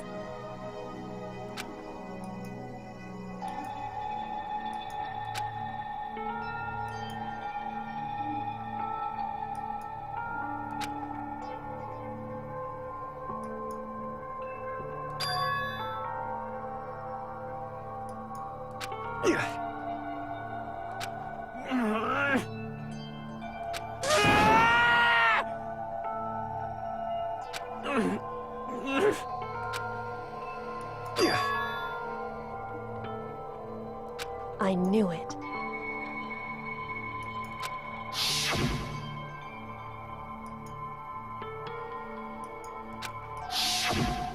What is this? You're wrong! Don't make me repeat myself.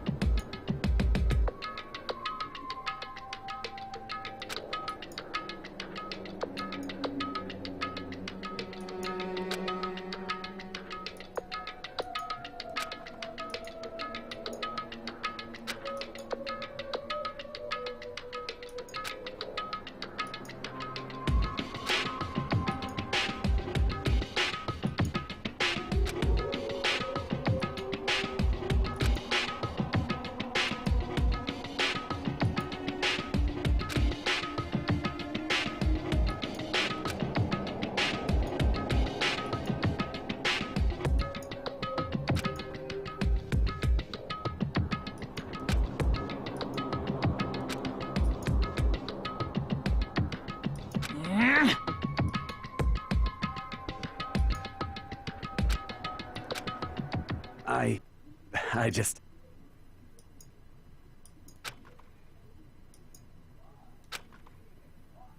Don't fuck with me.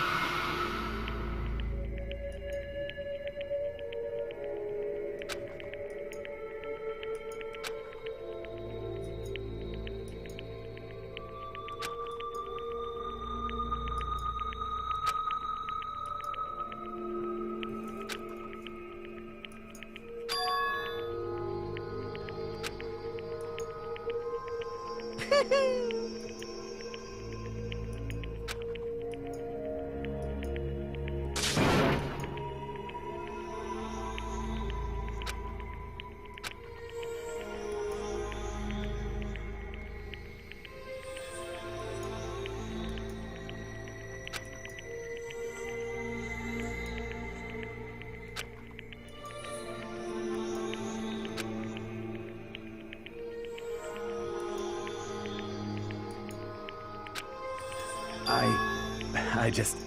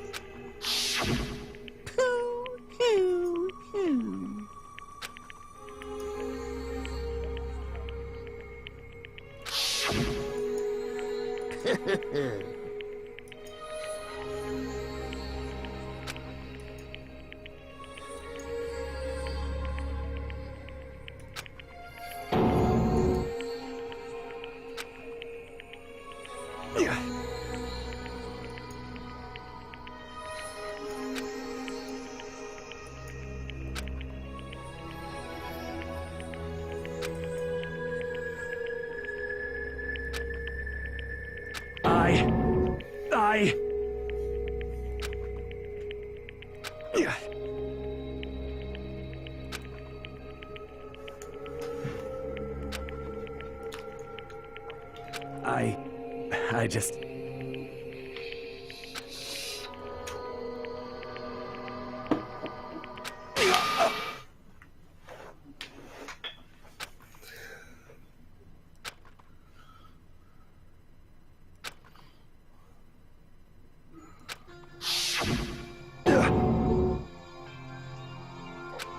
I'm sorry.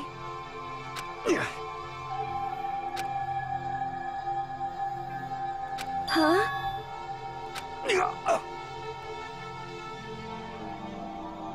But I want to change.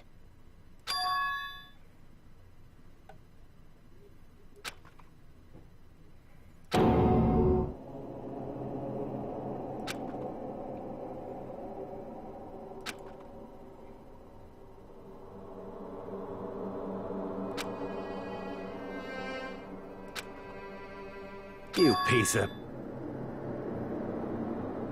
What? What? Huh?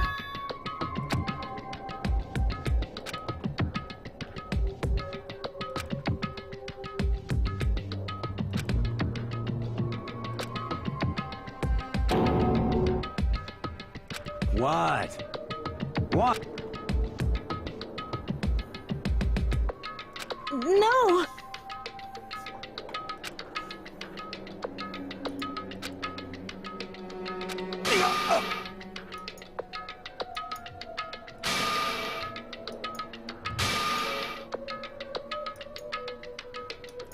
What's wrong? Damn you! I just wanted to... Yeah, that's right.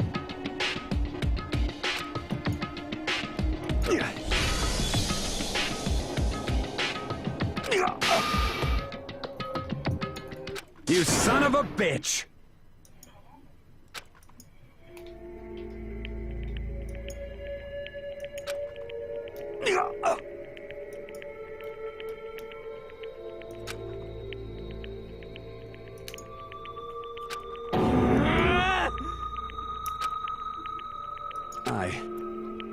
I killed Chihiro.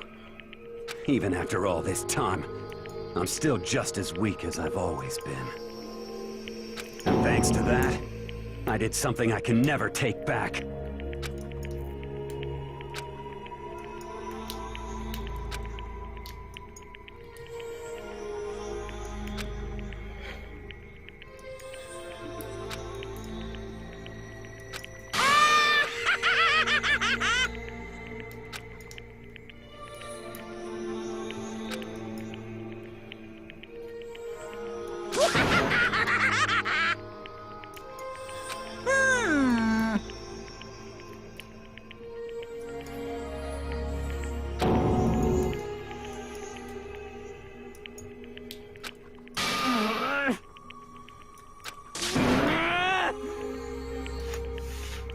Yep.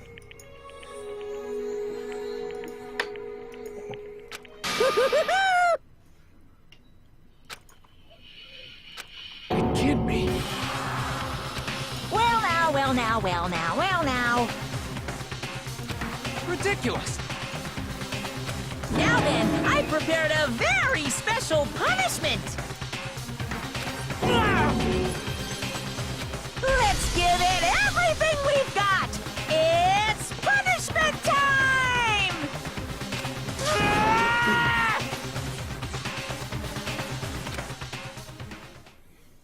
Sorry, man. I couldn't keep the promise we made. from one man to another. Alright, let's see what's in store for Mr. Mondo. Because the first one was so gruesome.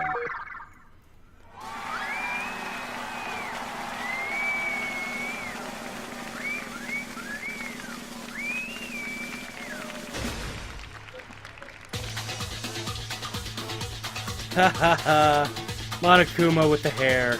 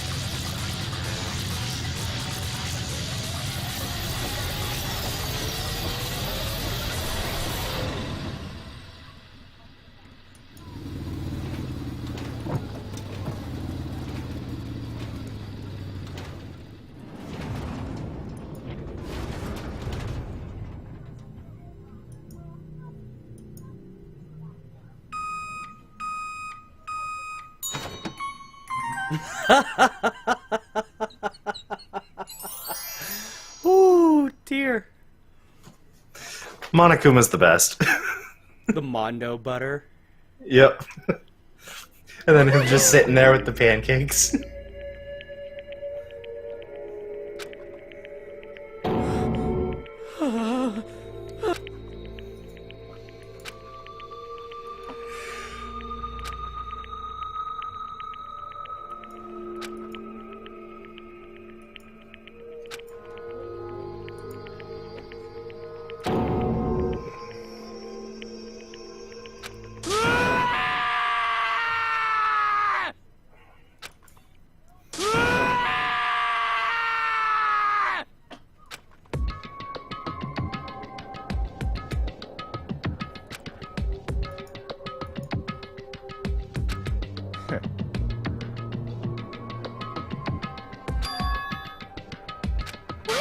This.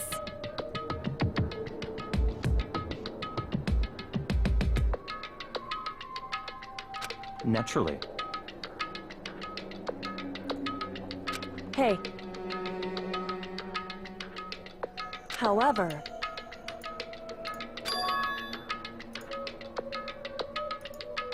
what?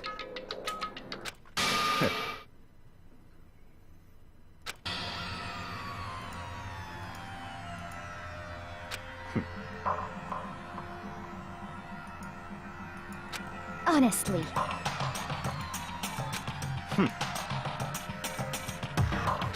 There is nothing to be done.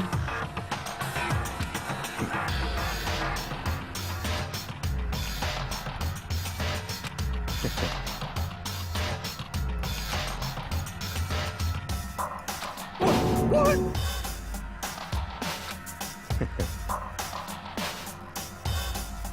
Well... That's right.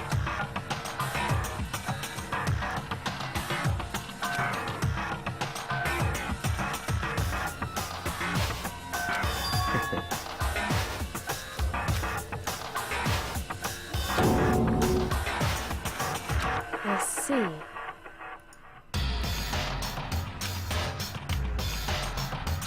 But...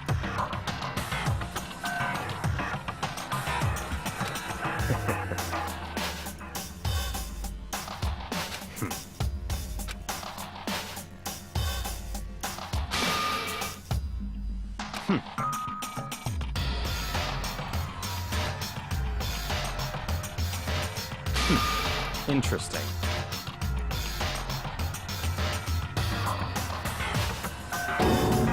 Or, you know, have him be your target, you know, then you don't have to worry about him. I mean, that's an idea, right? Correct. Indeed. Hey, What's this? you.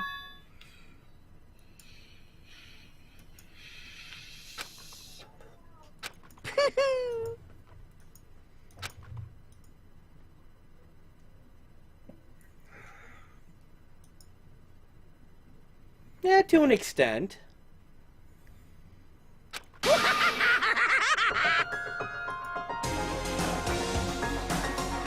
Yeah, fair point.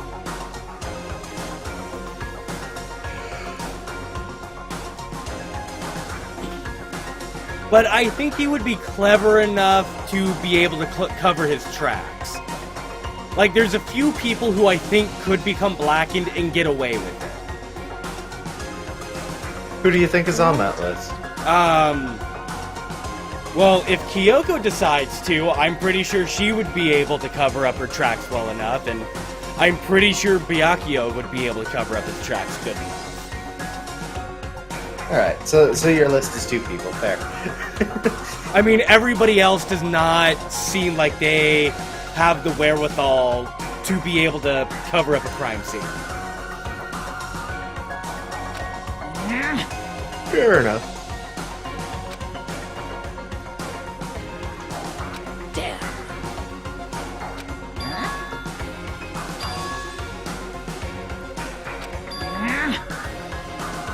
What the heck? Damn it!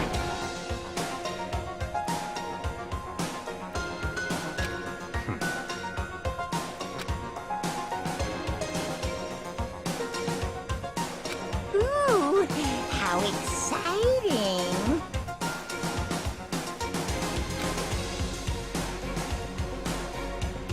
That's enough.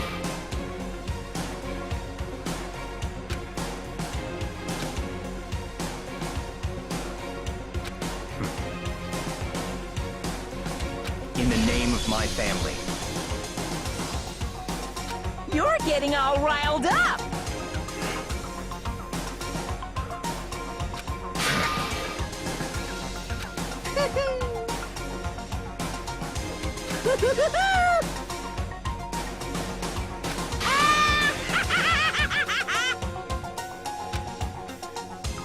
Also, I feel like Byakuya and Kyoko also have the smarts to wait until they're kind of down to like the last 1 to 2 people before making their move as well. But is that smart or is it incredibly stupid? They could just as easily become a target. True, but I don't think Kyoko... I mean, unless she was poisoned or something where she wouldn't necessarily see it coming, I don't think she'd be taken by surprise in any way, shape, or form. And at the moment, Byakuya has been keeping himself away from the rest of the group. So somebody would have to make a pretty hefty effort, thus him being able to see it coming. That's fair. So I'm going to make a suggestion here. Okay. I was trying to remember if it was this chapter, so I went a bit ahead. After the save, there's like a cutscene. Like 2. Well, one's before the save point and the other one's after. Well, anyway, like I'd recommend checking that out and then getting through the conversation with them at breakfast the next morning and then setting the save point there for when we continue on, since All right, I sounds know good. you wanted to wrap up early tonight. This is a pretty good spot. Yeah, a really good spot.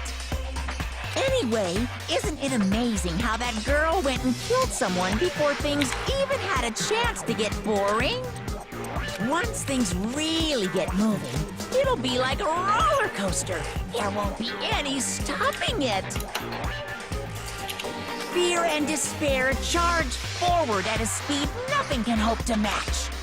But I must admit, I'm disappointed. I went to all the Yeah, pain I and effort of know. making A lot you of part things of we the did group, is awful. and you couldn't Are play your awful. part.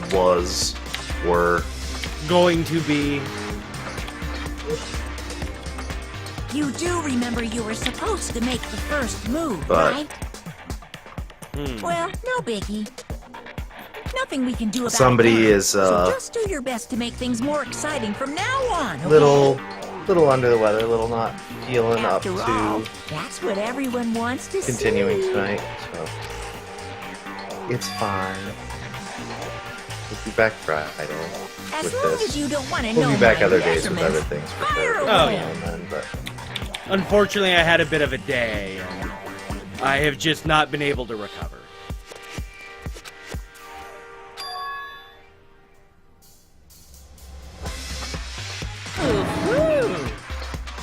My, you really took me by surprise there. I know I said you could ask anything, but... Super denied, ultra denied, demonic denied! Because you see, that's my ace in the hole. And nobody'd be dumb enough to reveal that, right? No matter how close they were to their friends.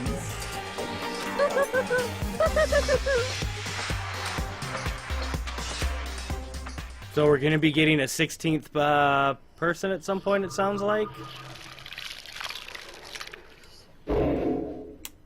you already know my rules. Oh, I know. But you already know I'm gonna ask questions. I do. I'm supposed to be the one asking questions. You know how this works. Yay, crazy diamond present. Alright, so we're gonna save. Go ahead and overwrite it anyway.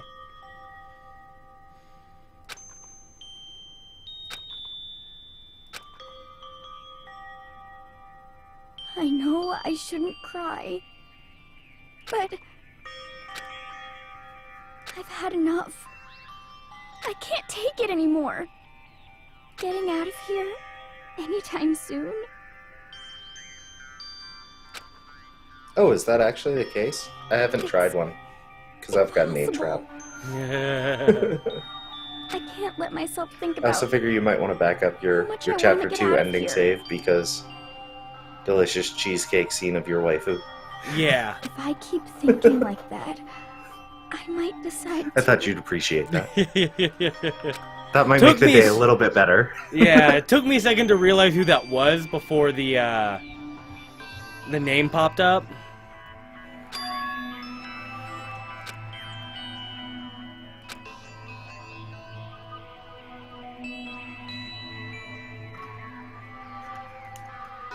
Okay.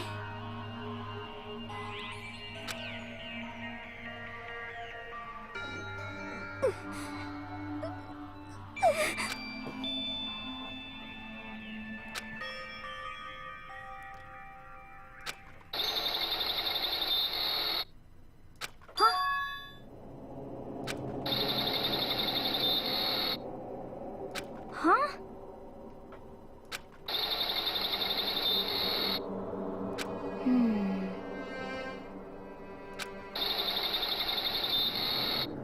But Oh God, girl, don't do it.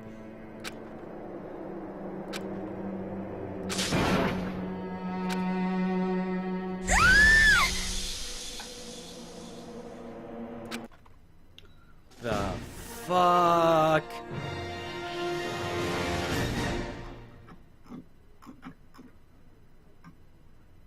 I know that trial kind of wiped you out. I had to give you something to look forward to.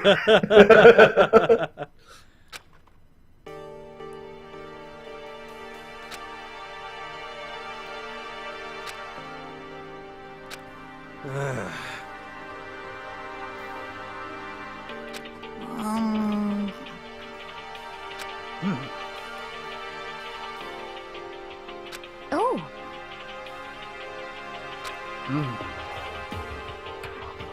So then, How about that?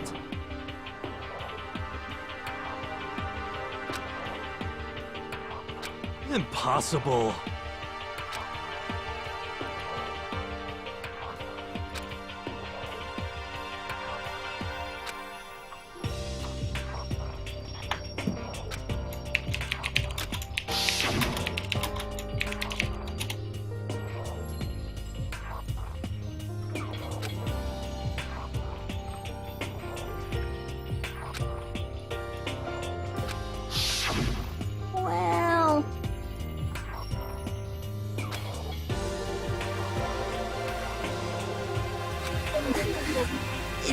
I...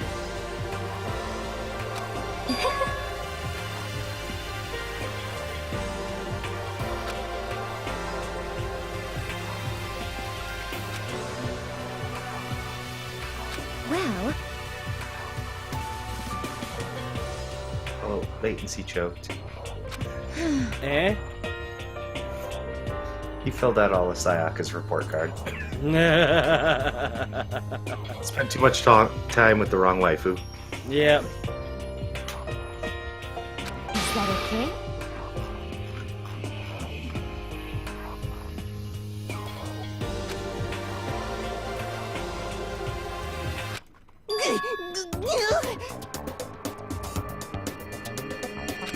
Huh? Here we go! Yeah, but you weren't trying to like match pace with the two of us. You're doing your own thing. And she's your waifu, so you're forgiven. She's also dead.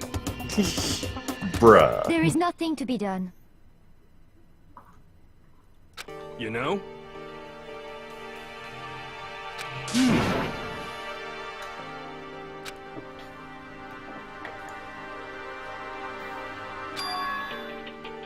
I'm right, right? Perhaps.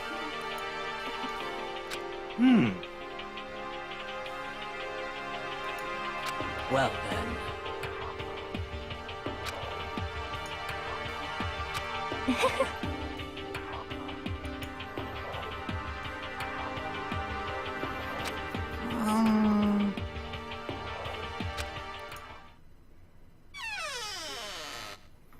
You called for me, so I appeared.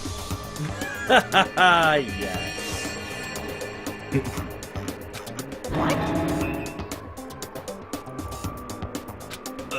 Ah!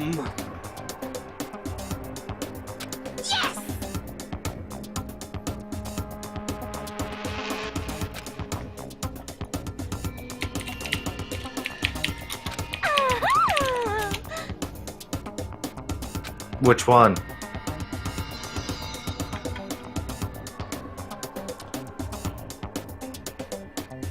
I'm going to assume Jill. See, it could be, but Sayaka was also a crazy homicide woman, so... Alright, fair enough. Unless Envy's chosen a new waifu, in which case... eh. Envy his swap to backup waifu. Envy's on waifu tier 3. Yeah, I actually need to find a backup waifu now since mine just died. And was also, you know, a dude. I can work around that. Oh, I figured. I'm just saying, you know, he might not be so open to your advances. It depends. I mean, granted, I know at the end he was saying he wanted to change and whatnot, but who knows, you know? Like I said, we could have made things work. That's fair, I suppose. Because also, we don't know if the hiding was, or not hiding, but staying away from the females was because he was a male, and he didn't want the females to find out, but he was also, you know, apparently really going in on the guys. So who knows? We don't. Like I said, we probably could have made things work out. It was because he wanted to ditch the weakness and go back to, you know, being one of the guys. And to do that, he had to remember how to be a guy. And the easiest way to do that was to hang out with guys. Alright, fair enough.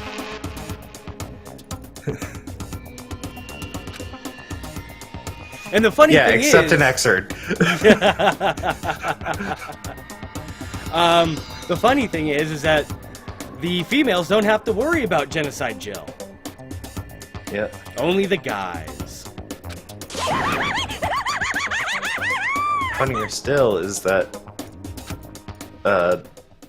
if I remember correctly, Toko has the longest report card in the game because there's separate pages for Toko and Genocide Jill. Oh, Jesus, really? Yeah.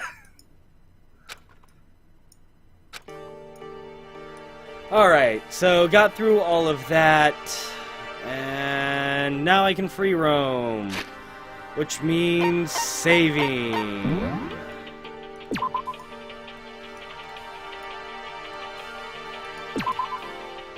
So, what did you think of that tragic tale?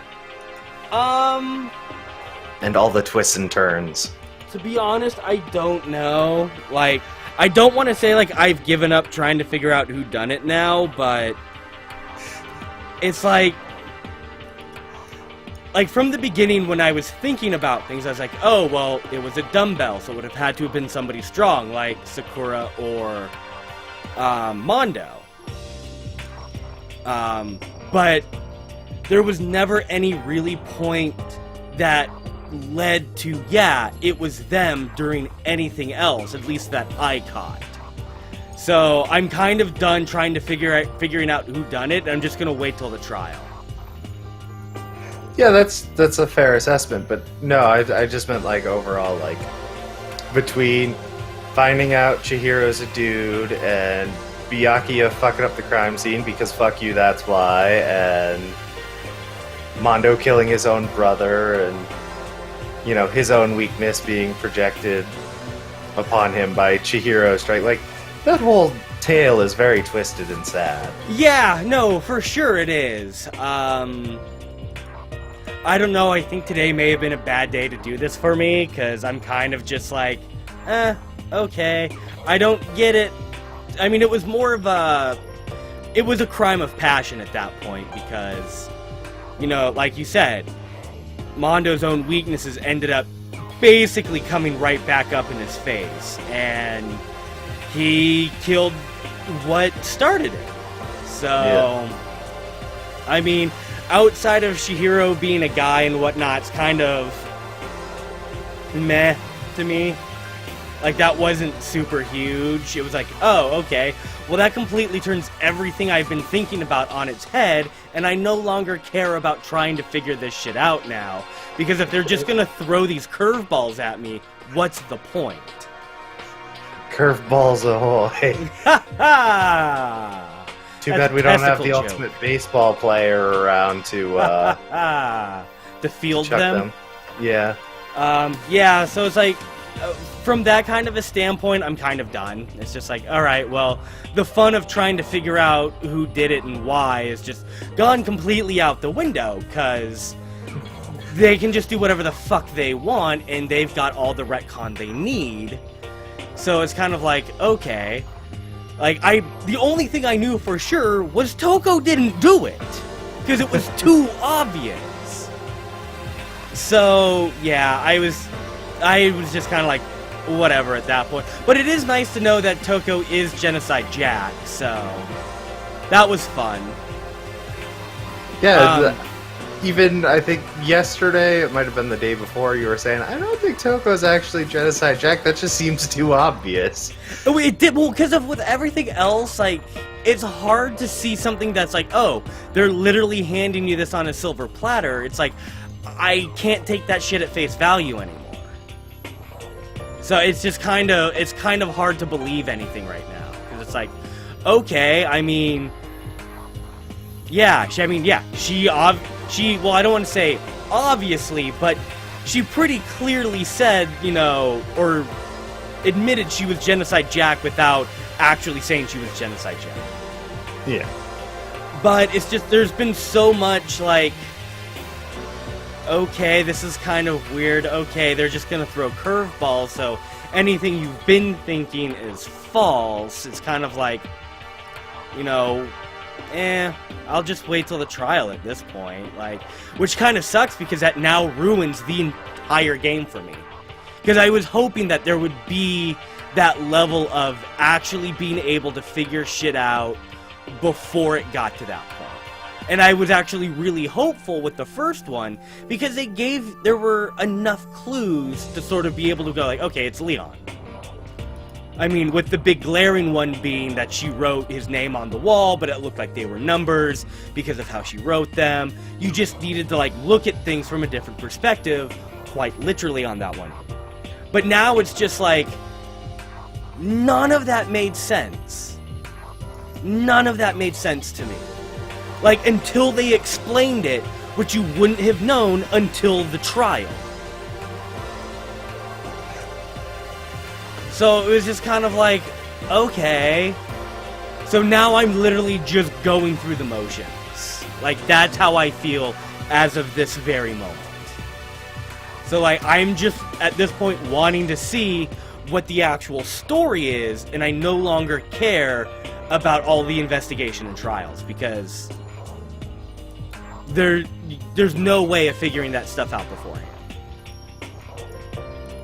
Like, at what point was there any indication that, and I don't want any 2020 hindsight bullshit, but, like, at what point was it Chihiro might be a guy? You don't need to know that to be able to figure it out. Alright, then I'm just a fucktard, because I didn't see anything.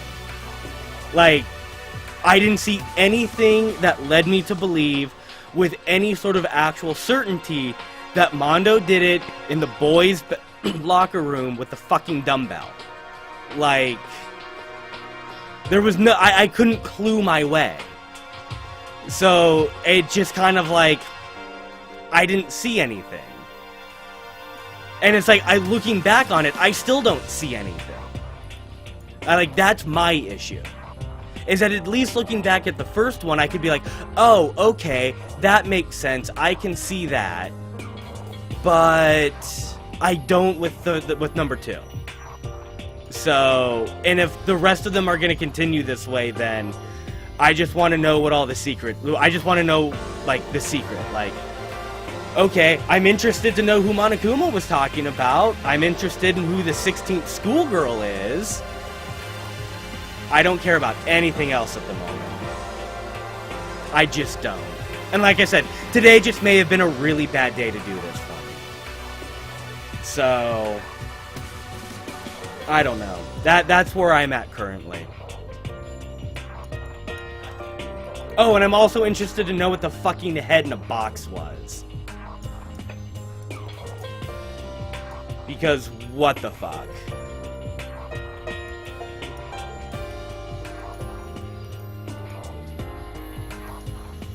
Yeah, well, we'll find that out later. Yeah.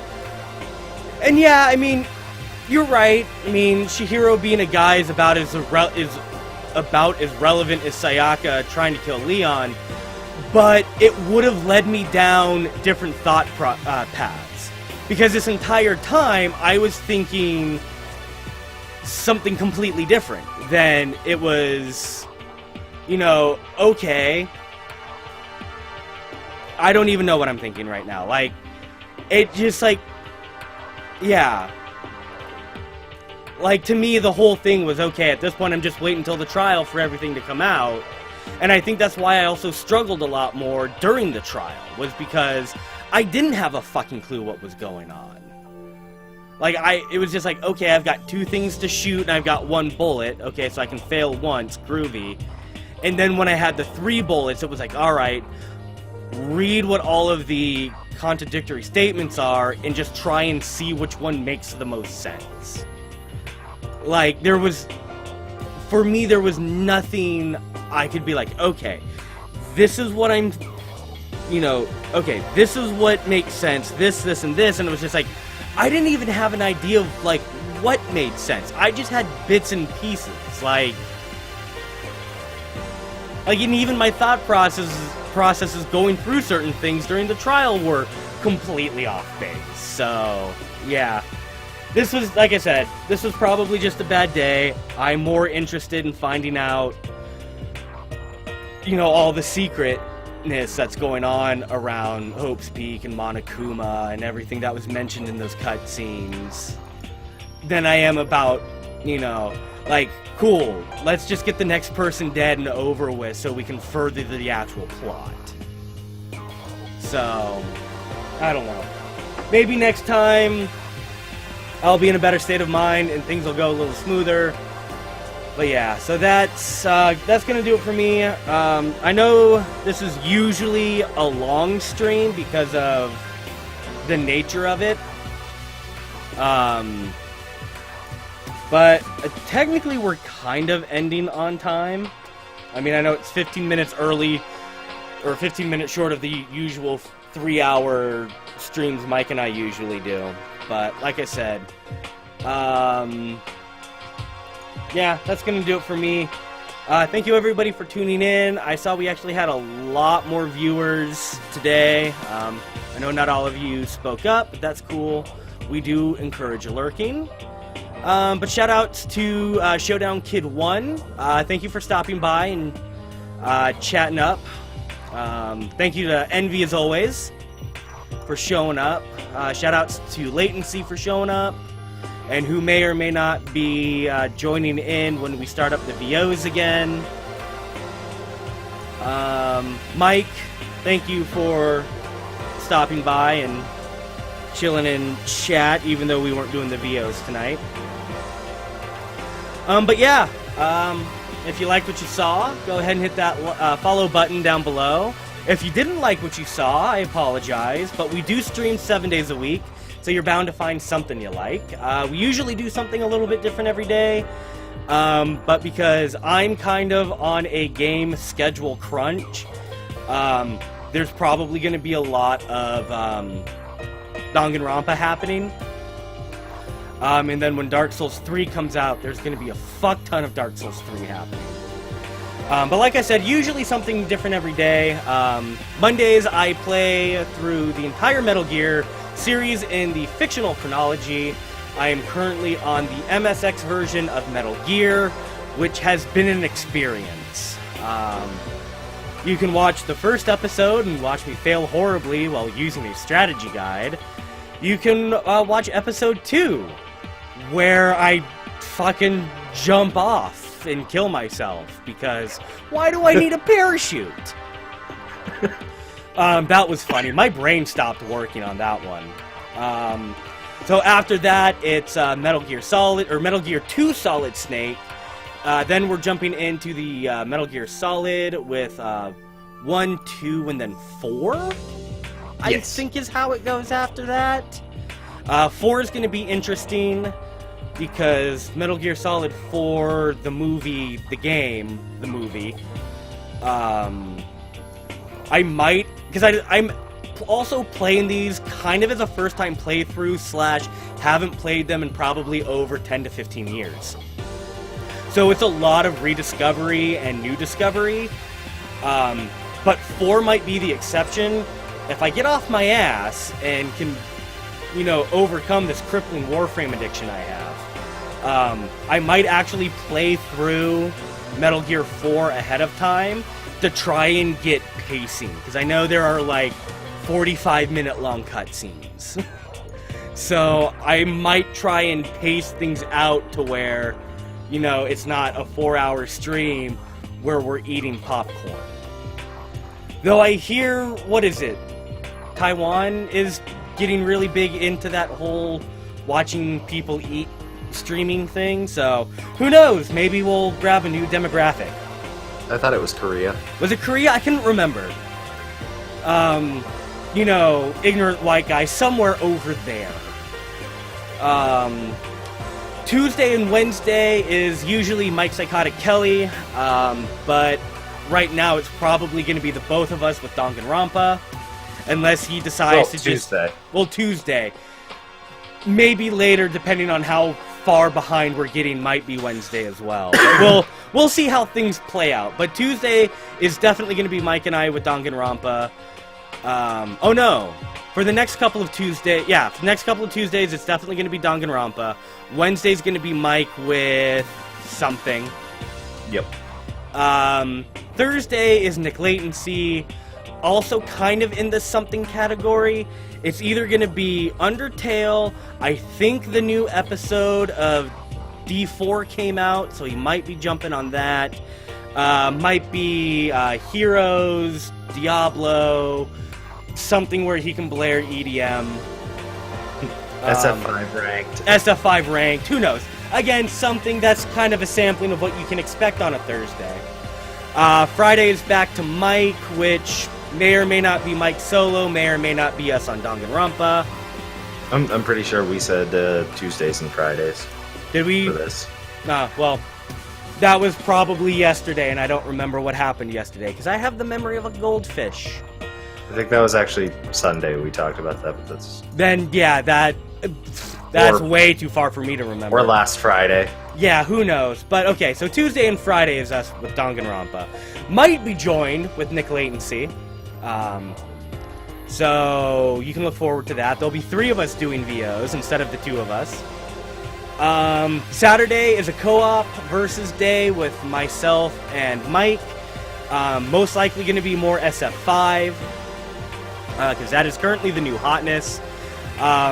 If you like to see somebody just get the shit kicked out of them, come to Saturday. I am the punching bag. And then Sunday is me, which will be Danganronpa. Which takes us back to the top of the week. I know I keep saying I'm going to update everything down below, and I always forget because I immediately jump into Warframe, and I time travel because it's all of a sudden 5 hours later. So I will eventually get to updating that. I'm sorry I haven't, but I am highlighting and exporting to YouTube. I've got a couple of episodes I need to do. So yeah, check us out on YouTube, youtube.com/ZeroToleranceGamesTV, where I semi-regularly highlight and export at 95% of everything we do here on Zero Tolerance Games and put them into easy-to-view and find playlists so you're not having to scour the mess that is the Twitch archives. Also, follow us on Twitter at ZTGamesNet. That way you can get a more reliable source of notifications whenever we go live if you're some of those lucky people who don't get their notifications until like 30 minutes after the stream has started. Twitter is really good about getting those really, really quickly.